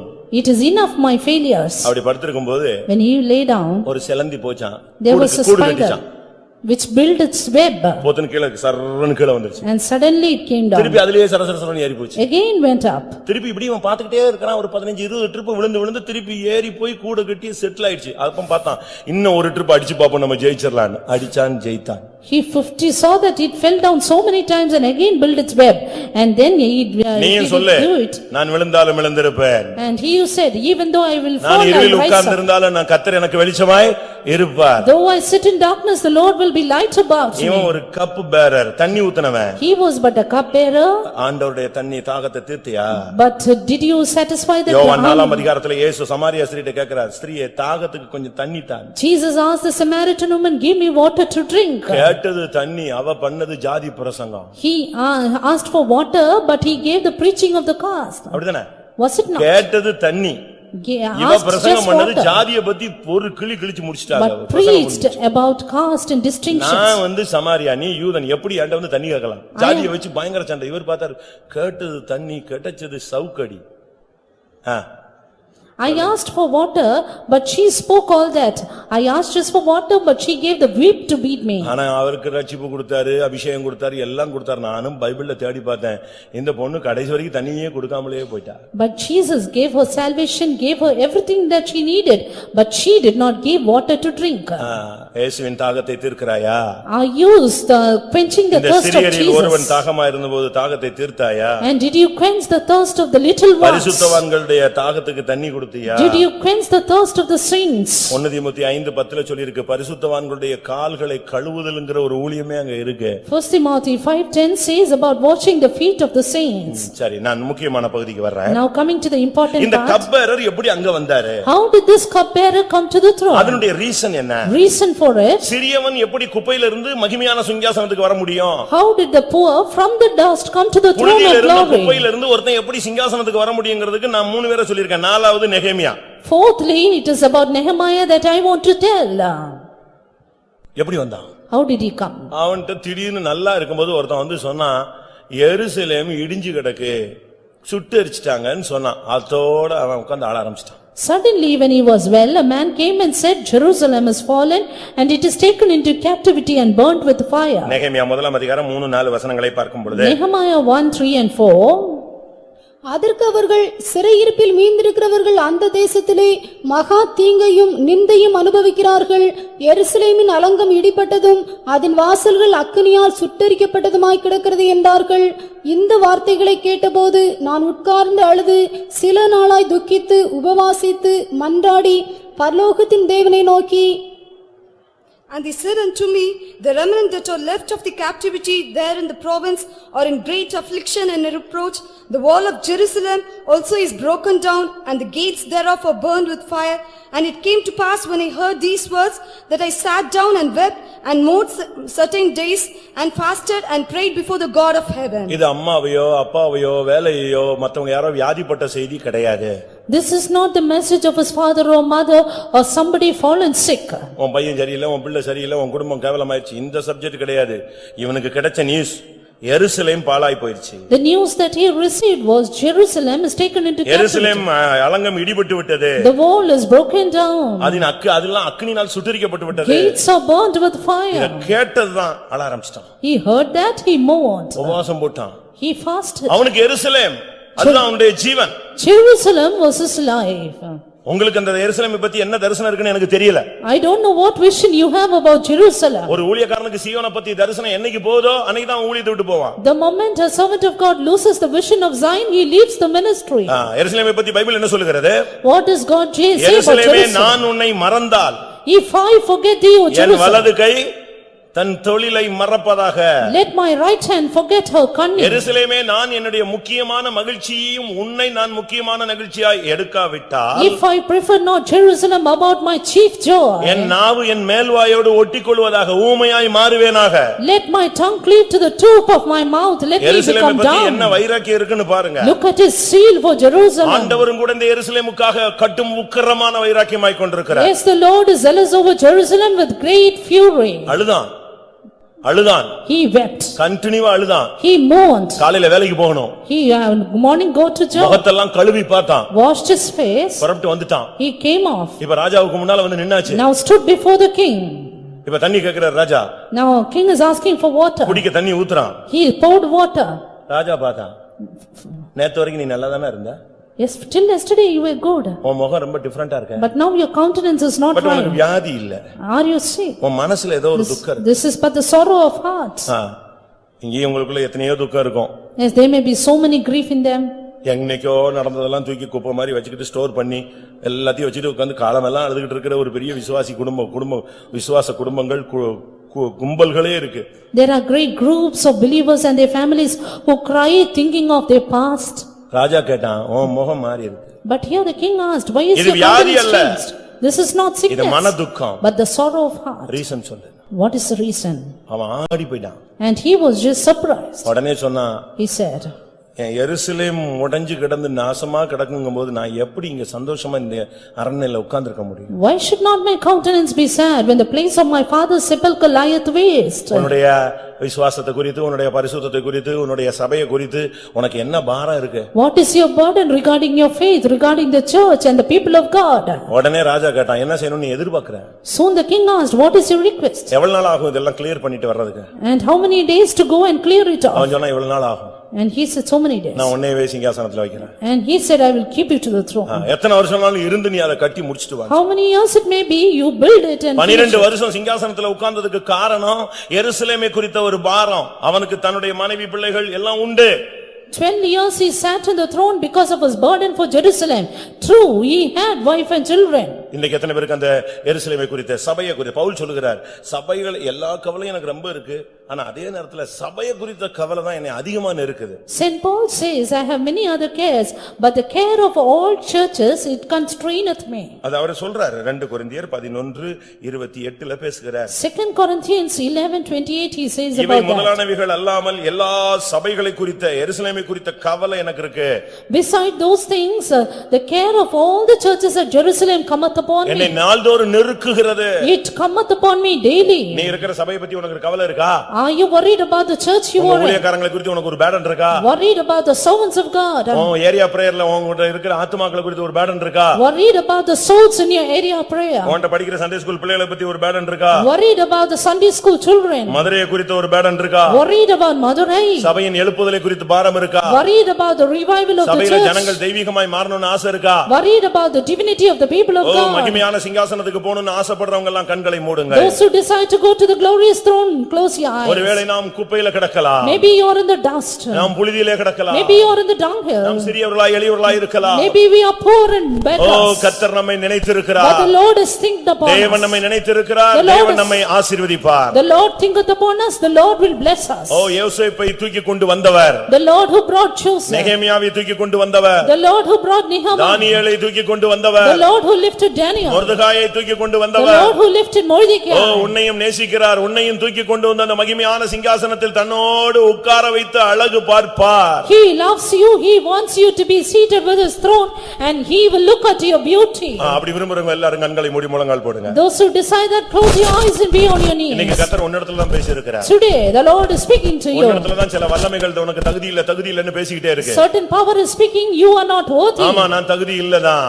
Yes, true, I am not worthy. எனக்கு பரிசுத்தம் இல்லதான். I do not have holiness. ஆனா என்னை நேசிக்கிற ஒரு கர்த்தர் உண்டு. But I have a God who loves me. என்னை பரிசுத்தம் என்னை நீதிமானாய் மாற்றுகிற ஒரு கர்த்தர் உண்டு. I have a God who justifies me. என்னை தெரிந்து கொண்ட ஒரு கர்த்தர் உண்டு. I have a God who has chosen me. எனக்கு சாட்சி பகருகிற தேவன் ஒருவர் உண்டு. I have a God who testifies about me. என்னை தூக்கி எடுத்து கொண்டு போய் கன்மலையில என்னுடைய அடிகளை உறுதிப்படுத்துகிற ஒரு தேவன் உண்டு. I have a God who lifts me up to the rock and sets my feet upon the rock. முழங்கால் போடுங்கன்னா ஸ்ப்ரிங் மாதிரி இருக்கணும்னு 1000 ட்ரிப் சொல்லிட்டேன். Be on your knees and be like a spring. அப்படி தட்டி விட்டனுங்க. நம்மள மிலிட்டரி மேன் கிறிஸ்துவின் போர் சேவகர். We are warriors for Christ. நீ ஒரு சிங்காசனத்துக்குரியவன். You are meant for the throne. கர்த்தர் உன்னை மகிமையான சிங்காசனத்துக்கு வைக்கிறார். The Lord keeps you in the throne of glory. ஆமென். எத்தனை பேர் விசுவாசிக்கிறீர்கள்? How many of you believe? நான் ஆண்டவருடைய அடிமை. Yea, I am the servant of the Lord. எத்தனை பேருக்கு அந்த வார்த்தையை சொல்ல முடியும்? How many can say that? நான் ஆண்டவருக்கு அடிமை. I am servant of God. நான் ஆண்டவருடைய வீட்டின் வாசல்படியில கிடக்கும்படியாக அழைக்கப்பட்டவன். Called to be a doorkeeper in the house of God. நான் ஆண்டவருடைய அன்பின் அடிமை, அன்பின் சிறை கைதி. I am a prisoner of for the love of God. நான் பரிசுத்தவான்களுக்கு சேவை செய்யும்படியாக ஏற்படுத்தப்பட்டவன். I am appointed to minister unto the saints. நீ உன் பட்ட பிரயாசத்தை தேவன் மறந்து விடா நீதி உள்ளவர் அல்ல.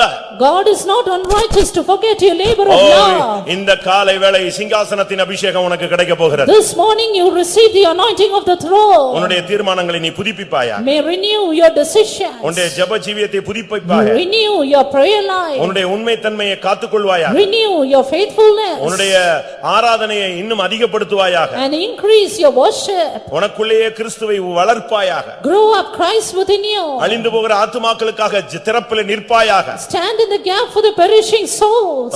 தேவனுக்கு கீழ்ப்படிவாயாக. Obey God. பாவத்துக்கு விலகி ஓடுவாயாக. Resist sin and flee away. கிருபை வரங்களை அனல் மூட்டி எழுப்பி விடுவாயாக. Stir up your gifts and graces. உன் சபையை குறித்த பாரம் உன்னை நெருக்கட்டும். Let the care of church come upon you. எத்தனை பேருக்கு இந்த அபிஷேகம் வேணும்? How many of you want this anointing? யோசேப்பின் அபிஷேகம் எல்லாம் நல்லா கவனிங்க.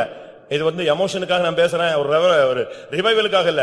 நடைமுறையில கர்த்தர் உனக்கு ஒரு அபிஷேகம் தந்து இந்த சிங்காசனத்துக்கு நீ சுதந்திரவாளியாய் உன்னை மாற்றுவார். These are not words of emotion, but practically God is going to make you worthy for the throne. நான் இவ்வளவு நேரம் விதைத்தது சிங்காசனத்துக்குரிய வசனம். I am sowing word of throne. இந்த வசனம் திரும்பி போகுமா?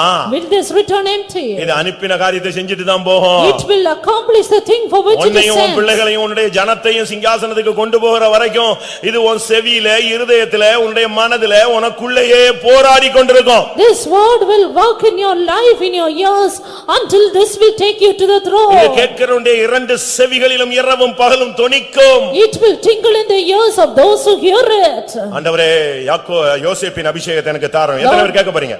Lord, give me the anointing of Joseph. தானியேலின் அபிஷேகம் எத்தனை பேருக்கு தேவை? How many need the anointing of Daniel? மொர்தெகாயின் அபிஷேகம் எத்தனை பேருக்கு தேவை? How many need the anointing of Mordecai? நெகேமியாவின் அபிஷேகம் எத்தனை பேருக்கு How தேவை? many need the anointing of Nehemiah? பிரியமானவர்களே, நெகேமியாவை நடத்துனது ஒரு வழி.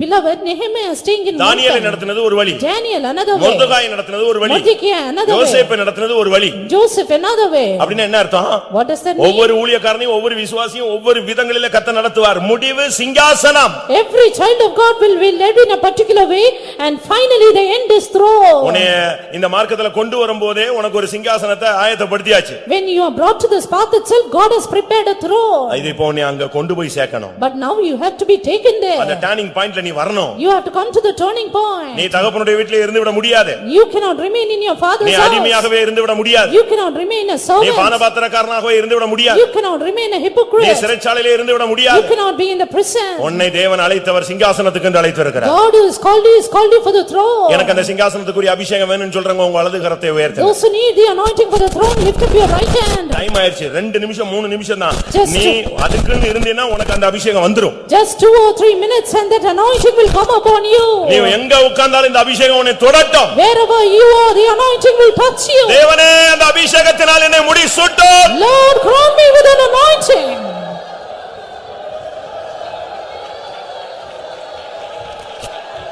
நான் சிங்காசனத்துக்கு உரியவன்னா அதுக்குரிய ஒரு வல்லமையை இன்னைக்கு எனக்கு தரணும். எத்தனை பேர் கேட்க போறீங்க? தயவு செய்து நீங்க சேர்ல உட்கார்ந்திருக்கலாம். புதியவங்களா பழையவங்களா தூரத்துல சமீபத்துல எங்க இருந்து வந்த ஊழியக்காரனோ விசுவாசியோ, ஒரே ஒரு நிமிஷம் நான் சொல்றேன். இந்த விதை பெரிய விதை கிடையாது, ஒரு சின்ன கடுகளவு விதை தான். இது விழுந்துட்டா போதும் உனக்குள்ள, அது கரெக்டா வளர்ந்து உன்னை சிங்காசனத்தை கொண்டு போயிடும். ஹல்லேலூயா. அந்த அபிஷேகம் ஒரு டிராப் உன் மேல இறங்கட்டுமே. ஹல்லேலூயா. அந்த சக்தி உனக்கு மேல இறங்கட்டும். தேவன் அந்த வாசற்படியில் காத்திருந்த மொர்தெகாயை மறக்காத தேவன், சிறைச்சாலையிலே வேதனையோடு புலம்பிக் கொண்டிருந்த யோசேப்பை மறவாத தேவன், எருசலேமுக்காக கதறிக் கொண்டிருந்த அந்த பானபாத்திரக்காரனை மறவாத தேவன் உன்னையும் மறக்க மாட்டார். உனக்கு கொடுத்த தரிசனங்கள் வெறுமையாய் போகாது. உனக்கு கொடுத்த வார்த்தைகள் வெறுமையாய் போகாது. உனக்கு கொடுத்த வெளிச்சம் வெறுமையாய் போகாது. அது உன்னை சிங்காசனத்துக்கு கொண்டு போகும். தயவு செய்து நான் கேட்கறது உங்களுடைய சாதாரண அபிஷேகம் இல்ல. எல்லாருக்கும் நீங்க அபிஷேகம் பெற்றவங்க, கிருபை பெற்றவங்க, அதெல்லாம் நான் குறை சொல்லல. ஆனா ஒண்ணு, இவ்வளவு நேரம் தேவனுடைய வார்த்தை கிடைச்சது இல்லையா, அந்த வார்த்தையினுடைய வல்லமை, ஒரு அந்த தண்ணி பட்டு அந்த விதை அப்படியே டப்புன்னு முளைச்சிடும். வெளியே பார்த்தா ஒண்ணுமே தெரியாது, காஞ்சி சருகு மாதிரி கிடக்கும். தண்ணி பட்டுச்சா உடனே அது பிடிச்சு புடுங்கி வெளியே வந்துரும் அந்த முளை. அதுபோல ஒரு அபிஷேகம் வந்துருச்சுன்னா உனக்குள்ள இருக்கிற வசனம் முளைச்சிரும். நீ சிங்காசனத்துக்கு வந்து விடுவாய். அவர் கிருபையினால் நாம் எல்லாரும் அங்கே போய் சேருவோம்.